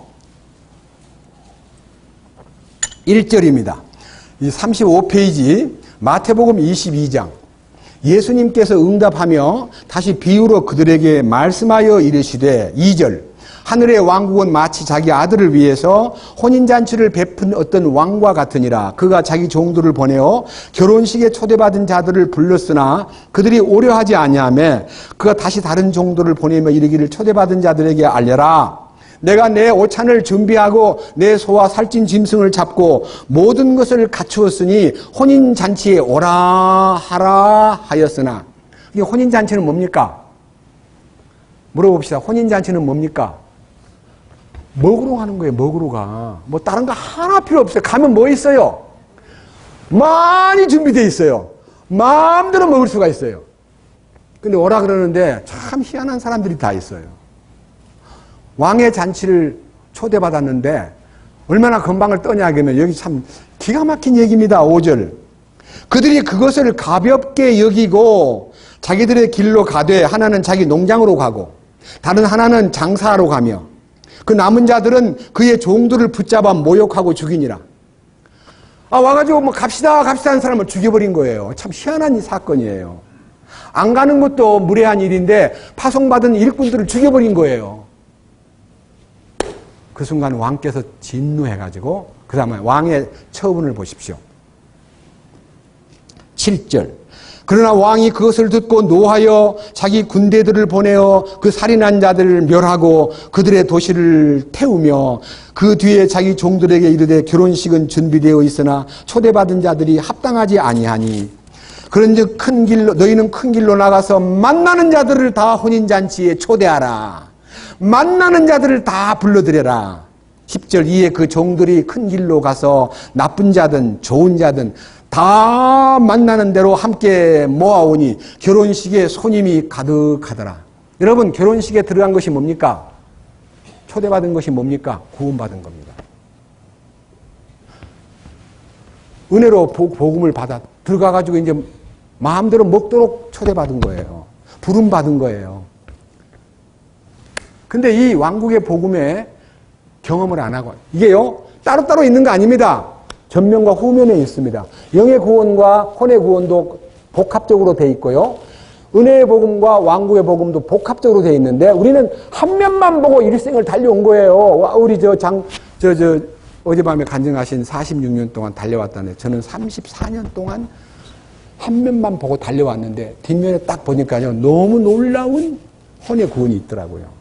그것은요, 따로 받는 것처럼 보여요. 내가 34년 만에 받으니까 뭔 구원을 또 받아 하고 야단을 치는데 또 받는 구원이 아니고 원래 처음부터 그것을 주님이 다 이루어 놓았고 은혜의 복음과 왕국의 복음도 통치권자 속으로 들어오는 것이 완전한 구원인데 불완전한 구원, 죄 사함을 받고 죄 짓는, 의롭다고 말만 하고 의롭지 못하게 사는 그 생활에 너무 쩔여가지고 휘청거리고 아까 말한 대로 안 믿는 사람보다 더 악질로 산 오형제만 이렇게 손을 들었는데 솔직히 오형제만 그렇게 산 게 아니라 여기 있는 저도 그렇게 구원 안 받은 사람보다 더 고상하게 죄를 짓는 사람이었습니다. 자, 그런데 이제 왕이 들어왔습니다. 자, 들어보십시오. 자, 11절. 왕이 손님들을 보러 들어올 때에 거기서 결혼식 예복을 입지 않은 한 사람을 보고, 그러니까 들어와 있는 사람 중에서 왕이 쏙 잔치집에 들어와가지고 보니까 옷을 안 입고 들어오는 사람이, 예복을 안 입고 들어오는 사람이 있는 거예요. 그 왕이 이제 질문합니다. 그대요. 자, 보세요. 12절. 그에게 이르되 친구여, 어찌 네가 결혼식 예복을 입지 않고 여기 들어왔느냐 하니, 옛날 성경에는 유구 무언이언을, 유 있을 유, 구 입구, 무 없을 무, 언 말씀은 입은 있는데 말을 못해요. 유구무원이언을, 저는 들어올 때 옷을 안 줍디다. 저는 몰랐거든요. 이러면 되는데 분명히 옷을 줬는데 안 입은 거예요, 이 사람이. 왜? 자기 옷이 더 좋으니까. 그 왕께서 그 사람을 간단하게, 야, 너 나가. 간단하게 나가 그러면 안 먹고 가면 되는데 얼마나 무서운 벌을 내리느냐 하면 한번 보세요. 이 벌이요, 참 기가 막힌 벌입니다. 뭐라 그래요? 13절. 이에 왕이 종들에게 이르되 그의 손발을 묶고 그를 데려다가 바깥 어둠에 던져라.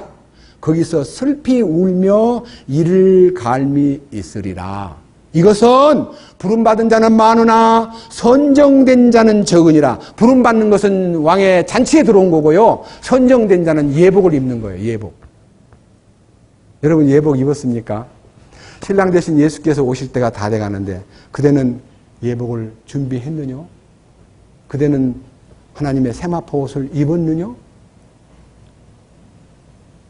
그 옷을 안 입고도요. 자기 옷이 더 화려하다고 느끼니까 그 옷을 거절한 거예요.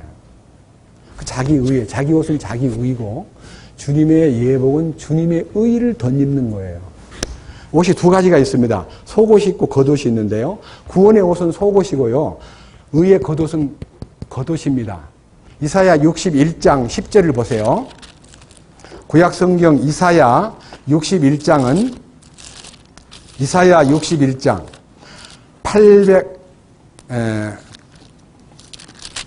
900페이지입니다. 900페이지. 이사야 61장 10절입니다. 900페이지.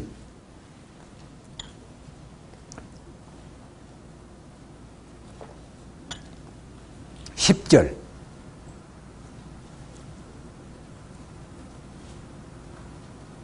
너무나 잘 아는 성경인데 다시 한번 크게 읽겠습니다. 내가 주를 크게 기뻐하며 내 혼이 내 하나님을 기뻐하리니 이는 마치 신랑이 장식으로 자기를 꾸미고 신부가 보석으로 자기를 단장하는 것 같이 그분께서 구원의 옷으로 나를 입히시고 구원의 옷, 속옷입니다. 의의 겉옷으로 나를 덮으셨기 때문이라. 의의 겉옷. 그러니까요. 부름받을 때는 구원의 옷을 입고요. 선정된 자가 되면 의의 겉옷을 입힙니다. 의의 겉옷을 입어야 잔치를 누리는 겁니다. 어린 양 잔치가 뭡니까? 여러분, 어린 양 잔치가 뭐예요? 계시록 19장, 어린 양 잔치가 뭔가 봅시다. 요한계시록 19장. 성경책 제일 끝부분에 요한계시록 2장만 넘기면 요한계시록 19장 7절이 나옵니다.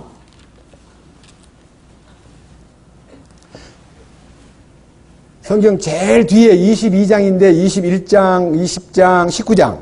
그러니까 페이지로서는 390페이지. 7절. 우리가 즐거워하고 기뻐하며 그분께 전기를 돌릴지니 어린 양의 혼인잔치가 이르렀고 그분의 아내가 자신을 예비하였도다. 또 그녀가 깨끗하고 희고 고운 아마포 옷을 차려입도록 허락하셨는데 그 고운 아마포는 성도들의 의인이라 하더라. 그가 내게 말하기를 기록하라. 어린 양의 혼인 만찬에 부름받은 자들이 복이 있도다 하고 또 내게 이르시되 이것들은 하나님의 참된 말씀이라 하기에 내가 그의 발 앞에 엎드려 그에게 경배하려 하며 그가 내게 말하기를 나는 네 동료 종이요 예수님의 증언을 가진 내 형제들 중에 속한 자니 너는 주의하여 그리하지 말고 하나님께 경배하라. 예수님의 증언은 대언의 영이니라. 그래서요, 오직 그분께만 경배드리는 신랑 신부의 만남입니다. 여러분, 신랑 신부는 뭡니까? 하나님의 궁극적인 목적이, 인생을 만드신 목적이 자기 짝을 만들려고, 자기 사랑하는 아내를 만들려고 우리를 구원했습니다. 우리는 그의 신부의 반열에 들어가야 됩니다. 어린 양 혼인잔치는 신랑 되신 예수님과 신부가 만나는 잔치입니다. 그 잔치의 필수 예복이 뭡니까? 예? 결혼식 예복 있잖아요. 드레스로 꾸며가지고요. 우리 현대는 딴딴따단 웨딩 마치에 맞춰가지고 딱 들어가가지고 신랑하고 딱 팔짱 끼고 걸어갈 때 막 꽃을 뿌리고 막 풍선을 터뜨리고. 여러분, 그 혼인잔치에 들어가는 것이 하나님이 우리를 구원하신 목적, 최후의 목적입니다. 그 들어가려면 예복을 준비해야 됩니다. 여러분, 신부가 내일 모레 시집갈 사람이 예복도 안 준비하고 나 이대로 나갈 거야 그러면 그 사람 미친 사람 아니에요?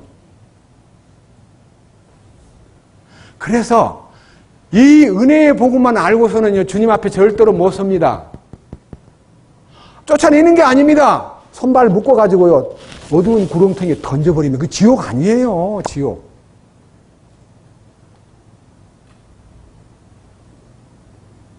여러분, 이 문제를 해결하기 위해서 여기 오신 거예요. 예복을 입는 것을. 어떻게 예복을 입냐?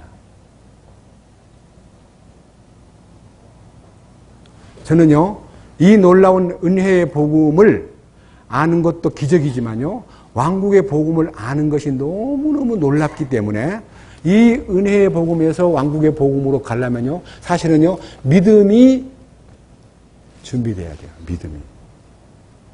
여러분, 믿음이 뭡니까? 예수 믿는 것이 그냥 우리가 믿습니다. 믿사오니, 네, 제가 믿습니다.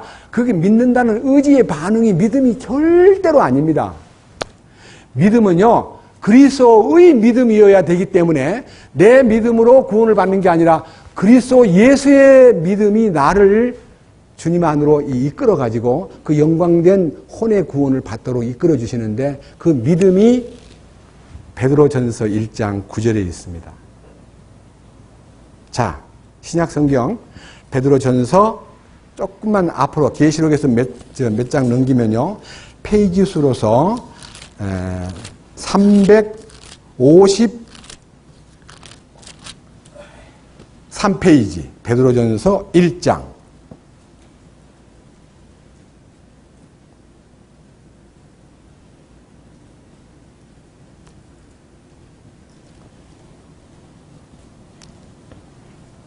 (5절부터) 읽겠습니다.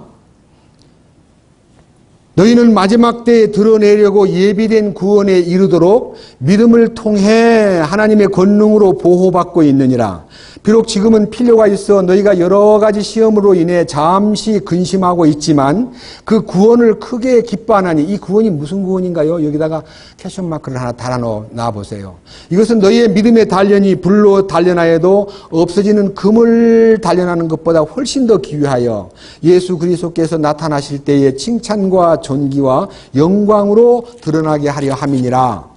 너희가 그분을 보지 못하였으나 사랑하는도다. 지금도 너희가 그분을 보지 못하나 믿으며 이루 말할 수 없고 영광이 가득한 기쁨으로 기뻐하나니. 이 기쁨이 어디서부터 왔냐? 9절에서 온 거예요. 이는 왜냐하면 너희가 너희의 믿음의 결말이 있어요. 믿음의 결말. 그 결과가 뭐예요? 여러분 성경에, 영문 성경에 믿음의 결말이란 말은 end를 말해요. end, 끝. 믿음의 끝. 그러니까 믿음의 출발이 있고 믿음의 결말이 있어요. 그래서 로마서 1장 16절에 17절에 믿음에서 믿음까지라고 되어 있고요. 히브리서 12장 2절에 창시의 믿음에서 완성의 믿음이 있습니다. 우리들의 이 구원에 대한 완성은 혼의 구원을 끝부분에다가 정해놓고요. 이 혼의 구원을 받으면 내가 결론을 내린 것과 같다. 네가 결론을 얻은 거다. 보세요. 9절 뭐라고 되어 있어요? 믿음의 결말이 뭡니까? 너의 혼의 구원을 받았기 때문에 우리가 말할 수 없는 영광과 그 기쁨이 가득한 그 기쁨 속에서 주여 감사합니다. 이 놀라운 은혜가 너무나 큽니다. 이 혼의 구원은요, 우리가 새롭게 개발해가지고 여러분 앞에 뻗드리는 것이 아니라 이 혼의 구원은요, 연구과제였어요. 연구과제. 10절 보세요. 뭐라고 되어 있어요? 이 혼의 구원에 관해서 너희에게 임할 은혜에 대하여. 이 은혜가 무슨 은혜입니까? 은혜 위에 은혜라는 말 아십니까? 은혜는 구원받을 때 받고, 은혜 위에 은혜가 뭡니까? 왕을 만나는 겁니다. 왕을. 지성소를 경험하는 겁니다. 혼 생명이 깨끗해지는 겁니다. 은혜 위에 은혜예요. 이 놀라운 은혜에 대하여 많은 대언자들이 너무너무 간절하게 조사도 하고 탐구하되, 11절 자기들 안에 계신 그리스도의 영께서 그리스도의 고난과 그 뒤에 있는 영광을 미리 증언해 주실 때에 그 영께서 무엇을 혹은 어느 때를 표적으로 보여주셨는지 탐구하였느니라. 자, 어떻게 하면 혼의 구원을 받을까를 탐구했다는 거예요. 조사하고 탐구했는데 여러분 어떻게 하면 혼의 구원을 받습니까? 여기 성경에요, 이 대언자들이 오랫도록 연구했던 과제가 혼의 구원입니다. 이 혼의 구원은요, 왜 개방을 오픈을 바로 안 시키고요, 이렇게 숨겨둔 비밀처럼 놔뒀다가 이렇게 터뜨리느냐? 왜 처음부터 혼의 구원을 안 가르치고 이렇게 가로넓게 이 40년 후에 내가 이렇게 오래됐는데 이제 혼의 구원을 알다니 너무 애통할 일인데, 혼의 구원의 매력은요, 성경에서 탐구의 대상인데 그것이 그리스도의 고난과 관계가 있고 그것이 영광을 얻는 것과 관계가 있다는 것을 이 중간에요. 그리스도의 고난과 그 뒤에 나타날 영광을 미리 증언해 주실 때에 그 영께서 무엇을 혹은 어느 때를 표적으로 보여주시는지 탐구해야 된다 그러는데 이 그리스도의 고난이라는 것이 발견될 때요. 아, 여기서 구원이 이루어지는구나. 그리스도의 고난에 연합되는 거예요. 너희가 그와 함께 영광을 받기 위하여 고난도 함께 받아야 된다는, 영광만 쳐다보지 말고 고난을 패스하라. 고난을 통과하라. 고난을 소유하라. 고난이 뭡니까? 여러분, 고난이 뭐예요? 예수 믿고 막 헌금 많이 내고, 예수 믿고 막 새벽기도 나가야 되고, 예수 믿고 막 부흥회 가야 되고, 예수 믿고 신방 다녀야 되고, 예수 믿고 막 봉사해야 돼. 그게 고난인 줄 알아요. 아닙니다, 그건. 보세요. 3장 18절. 고난이 뭔가 한번 보십시다. 베드로 전서 3장 18절.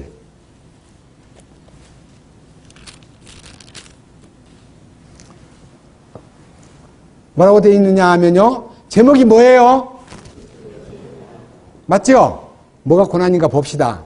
그리스도께서도 죄들로 인하여 한 번 고난을 받으사 의로운 자로서 불의한 자를 대신하셨으니 이것은 그분께서 육체 안에서 죽임을 당하셨으되 성령으로 말미암아 살아나셔서 우리를 하나님께로 어떻게 한다고요? 데려가려 하심이라. 목적은요, 우리를 하나님께로 데려가기 위해서, 그러니까 짝을 이루어가지고 하나님, 줄에 서주세요. 우리 신부 데리고 왔습니다. 이 자격을 갖추게 하려고 그가 죽으셨는데 그 죽으신 것이 고난이다 그랬습니다. 더 이해가 안 되면요, 앞으로 한 장 넘겨보세요. 2장 21절. 참으로 너희가 심지어 그 일을 위해 부르심을 받았나니 그리스도께서도 우리를 위하여 고난을 당하심으로 우리에게 본을 남기사 너희가 자신의 발자취를 따라오게 하셨느니라. 그분께서는 죄를 짓지 아니하시고 입에 교활함도 없으시며 욕을 당하시되 맞대어 욕하지 아니하시고 고난을 당하시되 위협하지 아니하시며 오직 의롭게 심판하시는 그분에게 자신을 맡기고 친히 나무에 달려 자신의 몸으로 우리의 죄들을 지셨으니. 그 고난 당하신 게 뭐예요? 죽으신 거예요. 그래서 성경 안에요, 그리스도의 고난이라는 용어하고 죽음 당하셨다. 내가 얼마 안 되면 그 고난을 당하고 십자가에 못 박혀 죽으리라. 아닙니다. 주님 그렇게 죽어서는 안 됩니다라고 말리는 장면이 많이 나오는데, 주님은 고난 당한다는 용어가요, 주님 자신이 십자가에 죽는다는 얘기입니다. 이 그리스도의 고난은 그리스도의 죽으심을 말하는 겁니다. 그럼 그 죽으심이 나와 어떤 관계가 있냐? 4장 1절을 통과해야 돼요. 4장 1절. 4장 1절. 베드로전서 4장 1절. 그러므로 그리스도께서 우리를 위해 육체 안에서 뭘 당하셨어요? 고난 당하신 게 뭐라 그랬어요? 십자가에 죽으신 거예요. 그러면 너희들도 그와 같이 너희도 같은 생각으로 어떻게 하라고요? 무장이 뭐예요? 여러분, 무장이 뭐냐고요? 이렇게 평복 입고 싸움터에 나가면 이기지 못하니까요, 갑옷을 입고 투구를 쓰고, 그 다음에 완전히 군화를 신고, 그 다음에 방패를 들고, 그 다음에 칼을 들고, 이게 무장이잖아요. 맞아요, 안 맞아요? 그럼 무장이 무슨 무장이에요? 그리스도를 무장하라. 이기는 자가 되려면 그리스도로 무장하라. 자, 같은 생각으로 무장을 하는데 어떻게 무장합니까? 그 다음 뭐라 그랬어요? 육체 안에서 고난을 당한 자는 이미 죄를 뭐 했다고요? 죄가요, 딱 스탑돼 버려요. 죄를 그쳐버리는 거예요. finished, 완료형입니다. 죄를 끝장내버립니다. 그것이 바로 왕국복음의 효능입니다. 죄가 끝나면 그 다음에 뭐가 나타날까요? 그렇게 실행하기 어려웠던 말과 혀로만 사랑하지 말고 행함과 진실함으로 하라고. 사랑하라는 얘기가요, 새 계명인데도 행동으로 옮길 수 없어서 늘 속에서 가슴앓이를 하던 그 사랑이요, 솟구치기 시작합니다. 1장 22절. 베드로전서 1장 22절.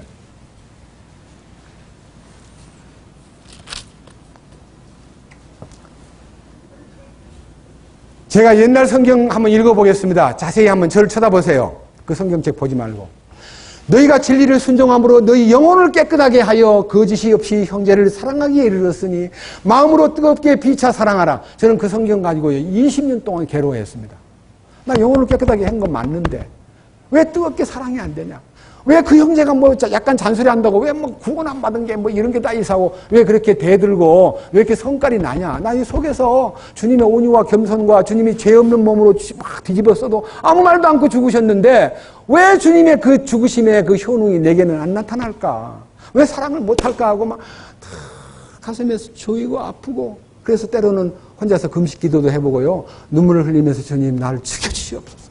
맨날 기도가 죽여주시옵소서. 이 못된 성깔.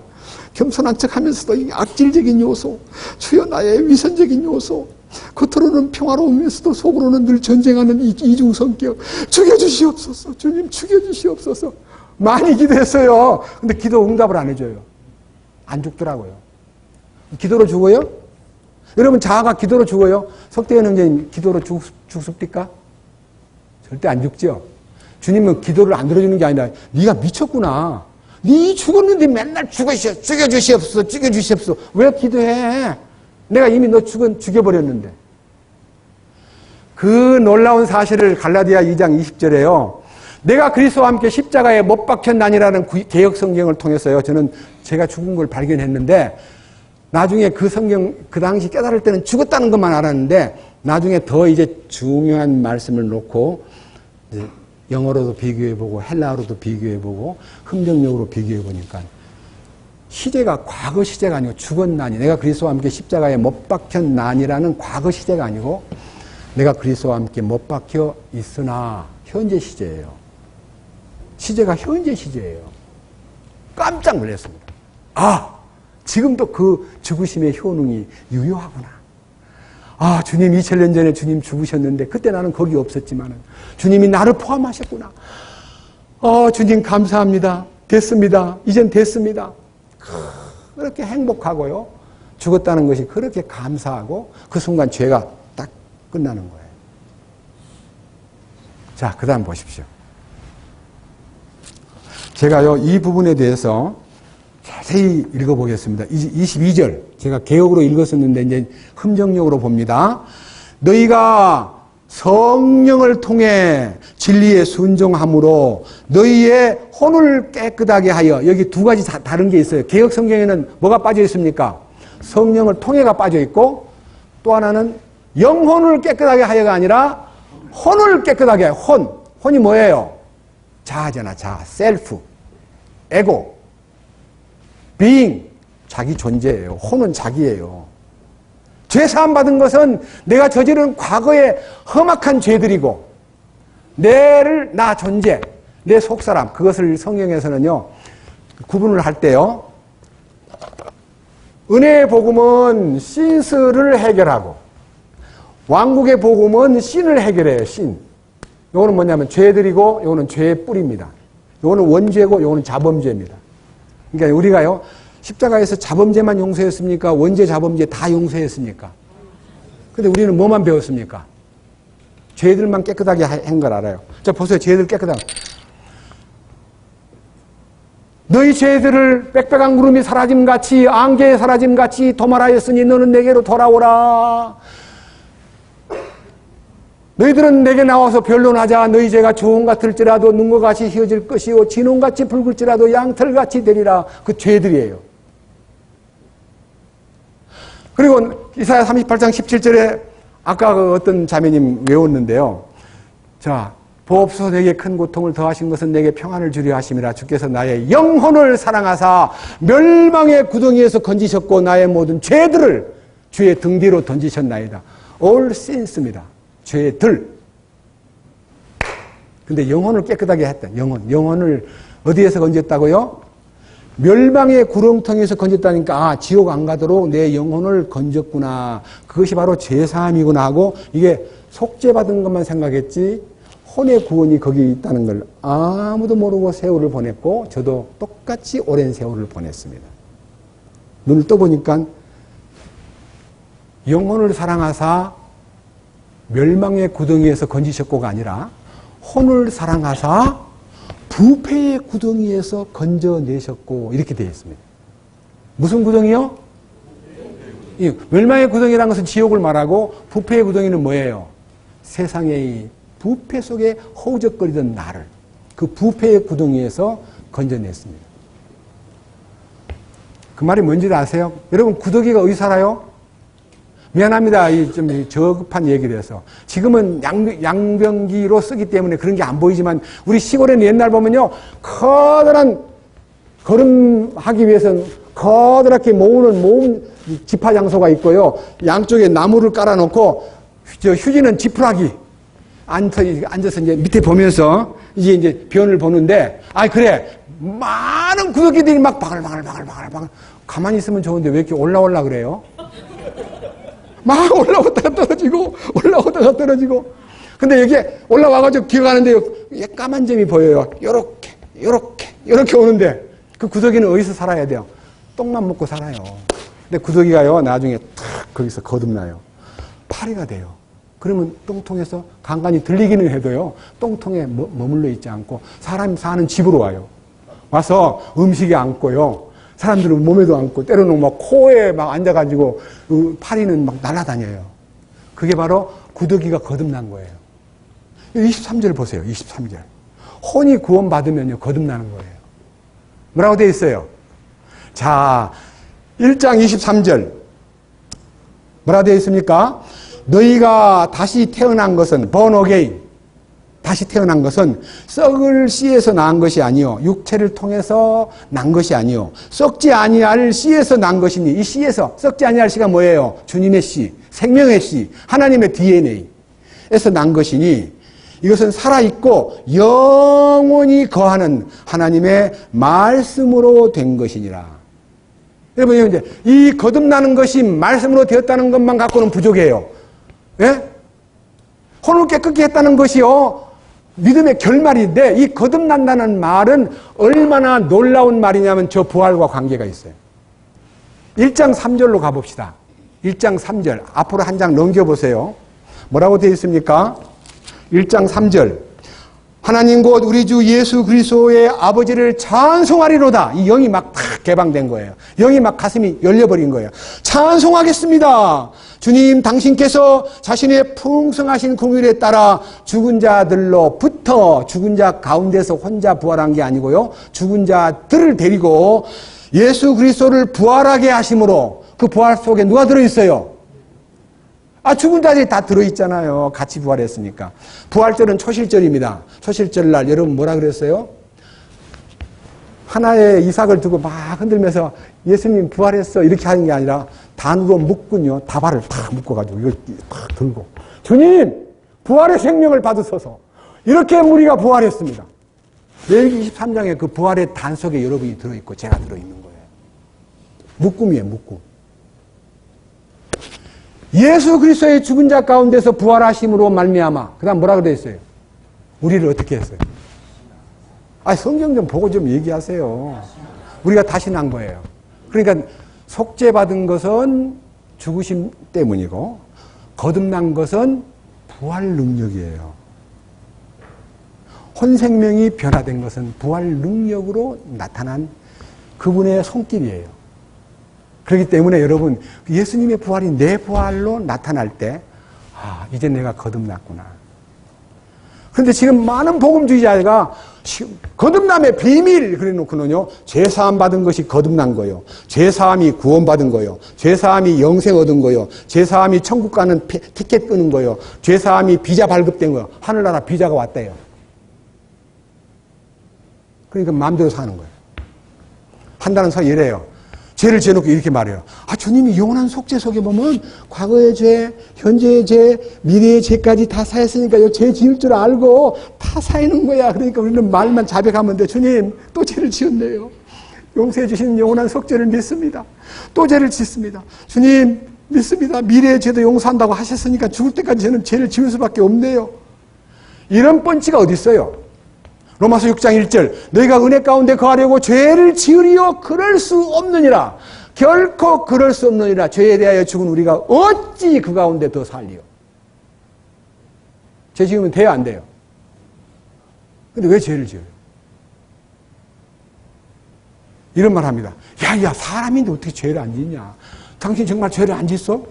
네. 자신이 있는 게 아니라요. 내 속에 온 이기는 생명, 내 속에 오는 부활 생명이요. 나를 죄 짓지 않도록 이끌어준다는 약속이 요한 1서 5장 18절에 있습니다. 한번 읽어봅시다. 요한 1서 5장 18절.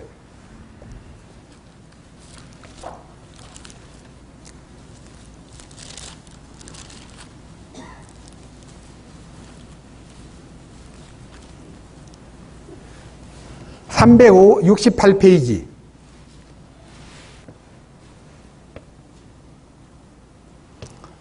누구든지 하나님에게서 난 자는 죄를 짓지 아니함을 우리가 아노니. 그러니까 하나님께로서 난 자란 말은 새로 태어난 자, 부활 생명에 완전히 접붙임을 받은 자, 예수 그리스도의 성령의 능력으로 혼을 깨끗게 한 자, 예?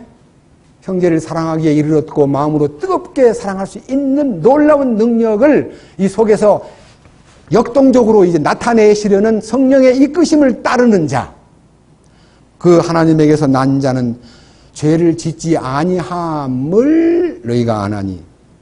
오직 하나님에게서 난 자는 자신을 지킴으로 저 악한 사악한 자가 그를 건드리지 못한다. 여러분 사악한 자가 누구예요? 마귀잖아요. 못 건드려요. 야 너 왜 왔어? 우리도 그렇게 얘기해야 돼요. 무슨 문제를 들고 와가지고 나를 넘어뜨리려면 야 너 난 네하고 끝났잖아. 너 뭐하러 왔어? 뭐 내가 네한테 빚졌어? 나 빚 다 갚았어. 너 나한테 올 필요 없어. 그래서 뭐라 했어요? 마귀를 대적하라. 가만히 두지 말고요. 물러가! 말씀 안에서 뭐라고 했어? 난 너하고는 끝났어. 담대하게 증언해야 돼요. 내가 문제가 생겨가지고 마귀가 나한테 이제 고소하러 온 거예요. 뭐 죽었다더니 여전히 살아있네. 그리고 마귀가 와요. 그래 네 말대로 난 또 살았어. 그게 하면 안 돼요. 대화를 하면 안 돼. 내가 잠깐 실수했지만 너 나하고는 상관없어. 나는 그분 안에서 죽었어. 그래서 어떻게 해요? 나는 날마다 종로라를 적용해야 돼. 십자가를 진 것은 그때 한번 연합으로 끝나는 게 아니라 나를 따라오려거든 자기를 부인하고 십자가를 지고 날마다 나를 십자가를 지고 쫓으라 했기 때문에 그 마태복음 16장 24절에 주님의 명령이 현재형이 돼야 됩니다. 제가 이 부분에 대해서 강조하고 가장 안타까운 마음으로 외치는 것은요. 우리는 이미 죄와는 상관없는 놀라운 혼의 구원을 받은 거예요. 그렇게 창시의 믿음과 완성의 믿음이라는 이 양자 사이에서 하나님은 항상 현존자이시기 때문에 우리가 볼 때는 알파와 오메가요, 처음과 나중이요, 시작과 끝이지만 하나님은 항상 현재예요.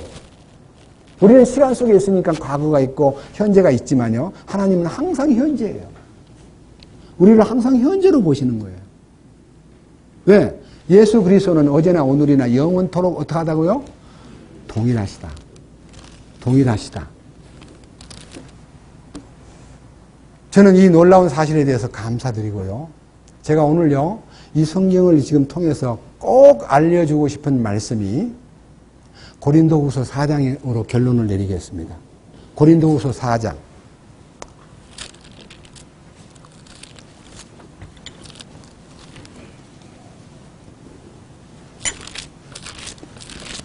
신약성경 270페이지입니다. 고린도후서 4장 1절입니다. 그러므로 우리가 긍휼을 받아 이 사역을 맡았은즉 낙심하지 아니하며 오히려 감추어둔 정직하지 못한 일들을 버리고 간교하게 걷지 아니하며 하나님의 말씀을 속임수로 다루지 아니하고 오직 진리를 드러내므로 하나님의 눈앞에서 각 사람의 양심에 우리 자신을 추천하노라. 불행하게도요, 너무나 많은 사람들이 이 성경 말씀을 자기가 자의적으로 해석해가지고 많은 심령들을 유린시키고 많은 심령들을 속였습니다. 여러분, 속이는 말씀 전파자가 있습니다. 저도 그 중에 하나였습니다. 주님의 완성된 역사를 알지 못함으로써 그것을 알게 해주지 않을 뿐만 아니라 제가 알고 있는 어설픈 지식을 가지고 많은 심령들을 그냥 거꾸로 트이고 도탄에 빠뜨리고 가난뱅이 만들고 집 팔아가지고 헌금하게 만들고 전세 정리해서 싸굴세 들어가게 만들고 별짓을 다 했습니다. 그 중에 대표적인 인물이 발람입니다. 발람. 민수기 22장에 보면요, 발락이라는 사람이 이스라엘 민족이 막 몰려오기 때문에 저들을 저주해버리면 되겠네. 야, 발람한테 가서 저들을 저주하면 저들이 저주를 받을 거야. 그분도 하나님의 말씀을 전하는 사람이거든. 그리고 가서 말하기를 원대로 준다 그래라. 원대로. 뭐든지 준다 그래라. 그래서 이제 발람이 발락의 초대를 받고 그 사신들에게 나 하나님께 물어보겠소. 기다려보시오. 하나님, 이들이 이스라엘을 저주하라고 왔는데 제가 갈까요 말까요? 그러니까 하나님 단번에 말씀하시기를 그들은 복을 받은 자요, 내가 그들을 보장한 사람들이니 너는 가타부타 가지 마. 갈 생각하지 마란 말이야. 거절해. 그래서 그는요, 안 갑니다. 하나님이 가지 말라 그럽니다 하고 돌려보냈어요. 그 부하들이 가가지고 발람 왕한테 왕이시여 아무나 그럽디다. 택도 안 났습디다. 그래? 야, 너희 물러서. 더 높은 장관들이 이리 와. 너희들이 가서 뭐든지 준다 그래라. 응급을 가득히 채워준다 그래라. 다시 가봐라. 그래가지고 이제 높은 장관들이 떡 나타나가지고 지난번에는 뭐 오시 초대했는데 오시지 않는다고 그러는데 왕께서 우리를 다시 보냈는데요. 너무 부담 느끼시지 마시고요. 그냥 딱 한마디 그들을 저주만 하면 됩니다. 그러니까 오셔요. 가봅시다. 그러니까 주님이 기정사실로 결정한 가지 말라라는 명령을 인용해가지고 하나님 가지 말라 했으니 뭐하러 또 왔소 하고 노 해야 될 텐데 잠깐만요. 하나님한테 물어볼게요. 하나님, 저들이 또 왔는데 갈까요 말까요? 그랬더니 하나님 가라 그러는 거예요. 왜 그럴까요? 기존의 불변의 말씀을 거역하는 마음이 생겼기 때문에 또 묻는 거예요. 여러분 부모한테요 무슨 요청을 했다가 부모가 노 그러면 그걸 끝나야지 자꾸 묻는 게 뭐예요? 그 부모님의 결정을 뒤집으려고 그러는 거 아니에요. 이 발람은 하나님의 결정을 뒤집으려고 했다가요, 하나님이 가라 그러니까 얼씨구나 좋다고 이제 가는 거예요. 가는데 이제 다 나귀를 타고 이제 가는데 평생토록 자기 밑에서 아주 고분고분하게 길 잘 들여진 나귀를 타고 가는데 이상하게 오솔길 아주 일방 통로 둘이도 못 가는 얇은 길로 가다가요, 천사가 탁 저 길 끝에 칼을 들고 서 있습니다. 그러니까요, 나귀가 놀래가지고 자꾸 뒤로 물러가지고 몇 차례 막 자꾸 안 갈라 그러니까 아무것도 안 보이는 발람이 그냥 막대기 큰 걸 가지고 막 나귀를 막 몇 번, 3번이나 때렸습니다. 그러니까 하는 말이, 나귀가 입을 엽니다. 주인님, 왜 저를 때려요? 야, 이놈아, 네가 안 가니까 너를 때렸지. 내가 너를 칼 있었으면 죽여버렸을 거야. 그러니까요, 저 앞에 안 보이셔요? 그 순간 나귀의 말을 듣고 딱 쳐다보니까 천사가 탁 칼을 들고 서 있는데, 만약 나귀가 서성거리면서 뒷발질하지 않았으면 내가 너를 죽였을 거야. 그 순간요, 하나님이 가라 해서 왔는데요. 그래, 가는 건 좋으나 내가 준 말만 해. 그 하나님이 주시는 말만 하라는 소식을 전하고 이제 발람이 왔는데요. 23장, 24장 보면요, 여러 가지 형태로요, 이스라엘을 저주할 수 있는 환경을 만들기 위해서 방향을 정해놓고 여기는 여기 갔다가 말하라. 그러니까 하나님 말씀만 하는데요, 말씀만 자꾸 하니까요, 이 발락왕이 나 당신 말이야, 이 발을 굴리는 거예요. 야, 나 당신 말이야, 저주하라고 불렀는데 왜 자꾸 축복만 하는 거야? 미쳤어? 가! 큰 보화를 줄라 했더니 미쳤구만. 돌아가셔! 그러니까 이제 돌아가는데요, 25장 1절부터 10절을 보면 이런 말이 있어요. 미디안에 있는 광야에서 많은 여인들의 페스티벌, 다시 말하면요, 사육제를 해가지고 이스라엘 사람들로 하여금 밤에 불 켜놓고 막 여자들이 옷 벗고 막 춤추면 매혹돼가지고 몰려들 거다. 그때 하나님의 진노가 그들에게 내린다. 그걸 좀 해봐라. 그래가지고 이제 이스라엘 사람들이 야밤중에요, 캄캄한데 막 저 건너편에서 막 불을 환히 켜놓고요, 사육제를 드리는데 여러분 사육제 가운데 브라질 사육제, 구정 때 브라질 사육제와 똑같은 사육제가 옛날부터 있었습니다. 옷을 다 벗고 막 춤을 추는데요, 남자들이 가면만 쓰고요, 누구든지 붙잡으면 그 사람을 그날 밤 묻지도 않고 먹을 수 있는 희한한 사육제입니다. 독일도 그것을 합니다. 가면 쓰고. 거기서 하나님의 큰 진노가 나타났는데 사람들 24,000명이 하나님이 형벌을 내 죽습니다. 이게 뭡니까? 민수기 23장, 24장을 읽어보면 한 털도 틀림없는 말만 하는데 우선 그 말을 한번 읽어봅시다. 어떤 말인가? 자, 민수기 23장. 구약성경 앞으로 가가지고요, 민수기 23장 말씀 가운데서 구체적인 소위 말하는 그 발람의 얘기를 한번 들어보겠습니다.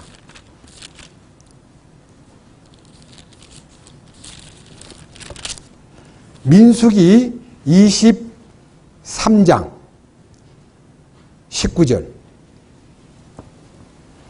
208페이지입니다. 발람이 두 번째 대언을 하는 자리에서요, 이렇게 얘기합니다. 19절. 하나님은 사람이 아니시니 거짓말하지 아니하시고 사람의 아들이 아니시니 뜻을 돌이키지 아니하시는도다. 그분께서 말씀하셨은즉 그것을 행하지 아니하시리요. 그분께서 이루셨은즉 그것을 실행하지 아니하리요. 보라, 축복하라는 명령을 내가 받았고 그분께서 복을 주셨은즉 내가 그것을 돌이킬 수 없도다. 여기 보면요, 하나님은 사람이 아니기 때문에 거짓말하지 아니하시고 사람의 아들이 아니기 때문에 옛날 성경에는 시건치 아니하시고 하나님에 대해서 막 높이 말합니다. 그런데 이제 발락이 화가 나가지고 다른 모퉁이로 데려가가지고 당신 말이야 축복하라 했지 그렇게 복 받는 얘기 그만해 하고 이제 딴 데 데려갔는데 이 27절에서 보면 27절 이하에 보면 세 번째 대언을 통해서요, 발람이 너무너무 놀라운 얘기를 하고요, 마지막 가가지고요, 얼마나 놀라운 얘기를 하느냐 그러면요, 24장, 민수기 24장 13절. 가령 발락이 자기 집에 은금을 가득히 채워 내게 준다 할지라도 나는 주의 명령을 넘어서서 좋든지 나쁘든지 내 생각대로 행하지 아니하고 오직 주께서 말씀하시는 것만 말하리라 하지 아니하였나이까. 나는 당신이 아무리 많은 걸 준다 해도 나는 하나님만 나타내고자 왔습니다. 설교가요, 기가 막히게 하나님 말씀에 맞는 말만 발람이 했습니다. 그런데 놀라운 얘기입니다. 얼마나 놀라운 얘기를 하냐 그러면요, 24장 민수기 24장 17절에는요 그리스도의 슈퍼스타 되심을 예언했습니다. 들어보세요. 내가 그를 볼 터이나 지금 보지 아니하며 내가 그를 바라볼 터이나 가까이에서 보지 아니하리로다. 야곱에게서 한 별이 나오며 이스라엘에게서 한 홀이 일어나서 모압의 구석구석을 치고 셋의 모든 자녀들을 멸하리로다. 그러니까요, 이스라엘에서 한 별이 나타난다는 이 얘기가요, 민수기 24장 16절 17절 이 얘기가요, 동방박사들이 별을 연구하게 된 말씀이에요. 별이 나타난단다. 한 별이 나타난단다. 무슨 별이 나타나는가 한번 주위에서 살펴보자고 천문학 연구하던 많은 과학자들이요, 계속 별을 살펴보다가 어느 날 갑자기 별이 하나 탁 나타났습니다. 그 별을 따라서 이스라엘까지 왔습니다. 어디로 갔냐면요, 멋모르고 베들레헴으로 가지 않고요, 예루살렘 궁으로 가가지고 헤롯 왕한테 메시아가 난다는 얘기를 듣고 왔는데 그분이 어디 계시나요? 하니까요, 헤롯 왕과 온 예루살렘이 소동을 벌리고 대언자와 제사장을 불러다가 그 말이 어디에 있냐 그러니까 여기 찾아준 거예요. 이 별이 하나님 말씀이다. 근데 미가서 5장 2절에 보니까 베들레헴이라 그랬다. 베들레헴으로 내려가 봐라. 그래서 이 박사들 3명이 베들레헴으로 내려가는데요, 놀랍게도 동방 박사들이 별을 보고 찾아온 그 슈퍼스타이신 예수님을 만나러 성경학자들도 헤롯 왕의 관리들도 누구도 따라가지 않고 한다는 소리가, 가서 착거들랑 나한테 통보해 주시오. 나도 경비하겠소. 거짓말입니다. 하나님께서 그 주님을 탄생한 베들레헴에서 그를 만나 경배드리고 황금과 유향과 몰약을 바친 다음에 꿈에 그날 밤 너 절대로 왕궁에 가지 마. 바로 네 본 고향으로 돌아가 하는 지시를 받고 본 고향으로 돌아가 버린 다음에 알려주지 않는 화가 난 헤롯 왕이 군대를 몰고 가가지고 베들레헴 근역에 있는 굉장히 넓은 영역에 2살짜리 아내 애들을 다 죽여버렸습니다. 천사가 요셉에게 말합니다. 헤롯이 너를 죽이려 하니 빨리 도망가라. 애굽으로 도망가라. 왜? 성경 속에 애굽에서 너를 불렀다는 말씀을 이루어지게 하려 함이니라. 예수님은 애굽으로 피난 갔습니다. 저는요, 예수님이 탄생 시에 피난 다니던 피난길을 전 현지 답사를 했습니다. 엄청난 자객들이요, 예수님을 죽이기 위해서 많은 군인들을 보내가지고 하도 안심이 안 되니까 이집트에서 막 피난 당한 꼬불꼬불한 소위 말하는 뱀의 길, 꼬불꼬불한 길이라 해서 뱀의 길입니다. 피난 다니신 흔적이 있습니다. 그 지금 관광지로 되어 있습니다. 제가 왜 이런 말 하냐.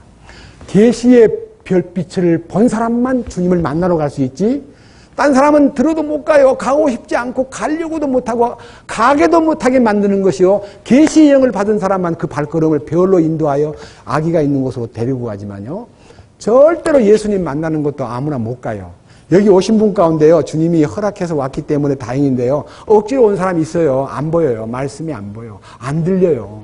아, 왜 저렇게 길게 해?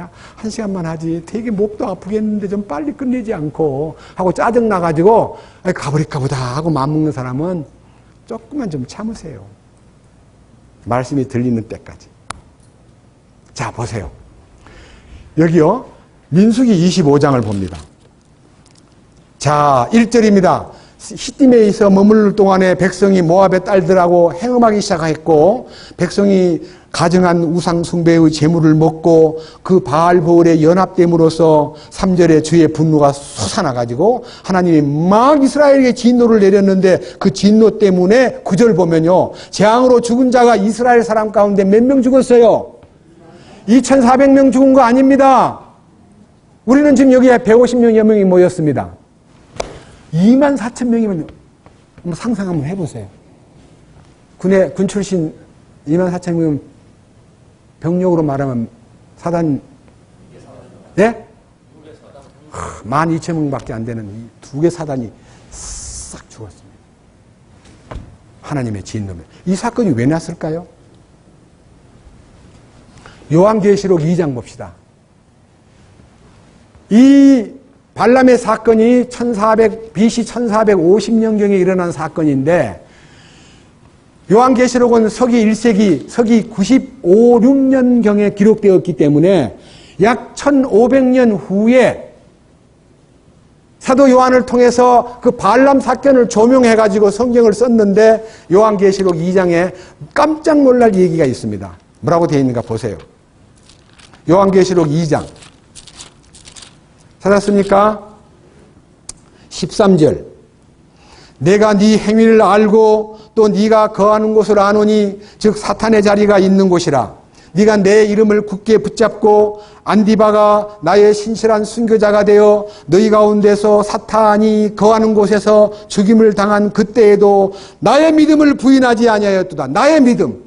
하나님이 갖고 있는 나의 믿음을 너희가 부인하지 아니하였도다 하는 참 믿음으로 살려고 하는 사람들이 있었는데, 14절. 그러나 내가 너를 책망할 것이 몇 가지 있나니 이는 거기에 발람의 교리를 붙잡는 자들이 내게 있기 때문이라. 발람의 교리가 뭘까요? 발람의 교리를 붙잡는 자들이 내게 있는데, 그가 발람이 발락을 가르쳐 이스라엘 자손들 앞에 걸림돌을 놓게 하고 우상들에게 희생물을 바친 것들을 먹게 하며 또 음행하게 하였느니라. 2가지입니다. 우상의 제물을 먹으면 하나님이 저주를 내린다. 하나님이 간음을 하고 실제적인 그 더러운 행동을 하면 하나님이 거기다 벌을 내린다. 그러니까 그 작전을 쓰라. 나는 살짝 알려주는 거니까 그렇게 알고 하고, 발람은 너무나 보상을 못 받은 김에 떠나면서 살짝 전해준 얘기가요, 이스라엘 민족을 24,000명이나 죽게 만들었습니다. 이 발람의 교훈이 뭐냐? 하나 더 보고 마칩시다. 조금 앞으로 가가지고 베드로 후서 발람이 그 마음속에 무엇이 있었기에 이런 행동을 했을까? 베드로 후서 이제 말씀에 2장으로 갑니다. 14절. 361페이지입니다. 베드로 후서 2장 14절. 말씀 전하는 사람이 또 간음으로 가득한 눈을 가지고, 이 말은요, 속에서 성욕이 불타는 이것이 정리가 안 돼가지고 예수 믿는 사람들도요, 성욕이 불타기 때문에 제가 슬픈 기사를 몇 번 봤는데요. 남미에 관광 간 목사님 단원들이, 남미에 관광을 간 목사님들이 어디로 갔는데 기자가 몰래 가서 취재를 했어요. 뱀을요, 그 중에 삶아서 합니다. 뱀을 머리를 딱 잘라가지고요, 거꾸로 딱 들고 뚝뚝뚝 떨어지는 피를 받아가지고 먹는 뱀의 피를 마시러 갔대요. 목사님들이. 왜 갔대요? 그랬더니 정력에 좋다고. 그게 뭐예요? 진짜 무지한 사람들이에요. 여기 보십시오. 자, 14절. 또 간음으로 가득한 눈을 가지고 죄를 그칠 줄 모르며 불안정한 혼두를 쏘기니 그들은 곧 탐내는 습관으로 마음을 단련시킨 자들이요 저주받은 자들이라. 그들이 바른 길을 저버리고 보솔의 아들 발람의 길을 따르며 길을 잃었도다. 그는 불의의 싹스를 사랑하였으나 자기의 불법으로 인해 책망을 받았으니 곧 말 못하는 나귀가 사람의 음성으로 말하여 그 대언자의 미친 것을 막았느니라.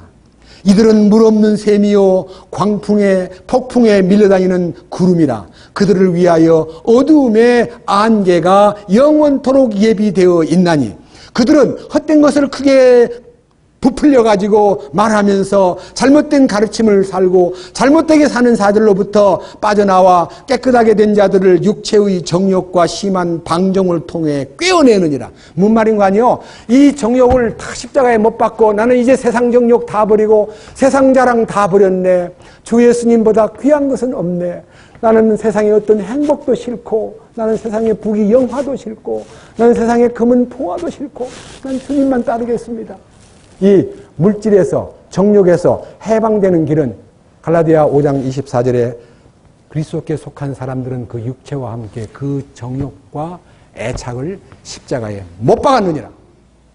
6장 14절에 나의 자랑은 십자가밖에 없는데 나는 십자가를 통해서 세상에 대하여 죽었고 세상은 나를 대하여 죽었고 나는 죽었다.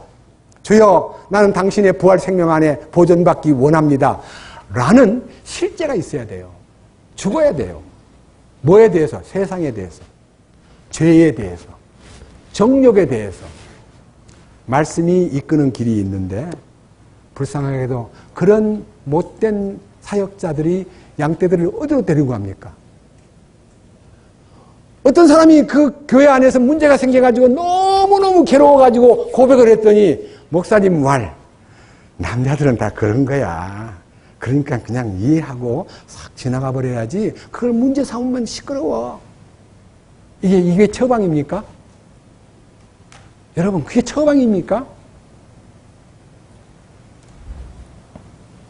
우리는 진실로 주님을 믿습니다.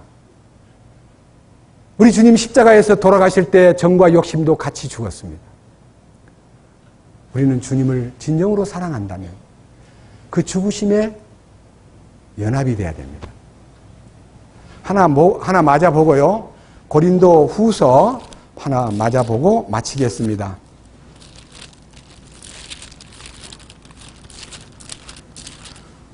고린도 후서 4장 14절입니다.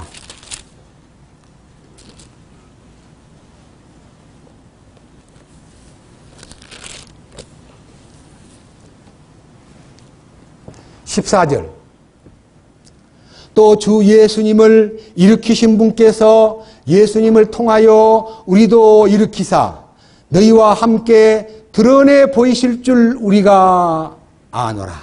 이 부분은요, 4장 1절에서부터 13절까지 내용을 충분히 검토한 다음에 선포해야 되는데, 제가 지금 시간이 너무 이제 길어졌기 때문에 이 부분만 여러분 앞에 제시하고, 다음 시간에 이 지금 고린도 후서 4장 1절, 2절에 지금 머물러 있는 것을 나머지 3절부터 13절까지를 점심 먹고 다음 시간에 강의에 밝히겠습니다. 기도하겠습니다.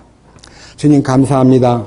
거룩하신 뜻을 깨달아 우리로 하여금 성령님을 통하여 진리에 순종함으로 우리의 혼을 깨끗하게 하여 거짓이 없이 형제를 사랑할 수 있고, 우리가 피차 주님 주신 사랑을 나눌 수 있고, 사랑 안에서 교제할 수 있고, 사랑 안에서 한 믿음으로 서로를 존중하고 온유하게 대하고 겸손하게 대하고 오래 참고, 그리고 자기 유익을 구하지 아니하며 성내지 아니하고 모든 것을 믿으며 모든 것을 바라며 모든 것을 견디는 우리가 되도록 이끄시옵소서. 우리 주 예수 그리스도의 이름으로 기도드렸습니다. 아멘.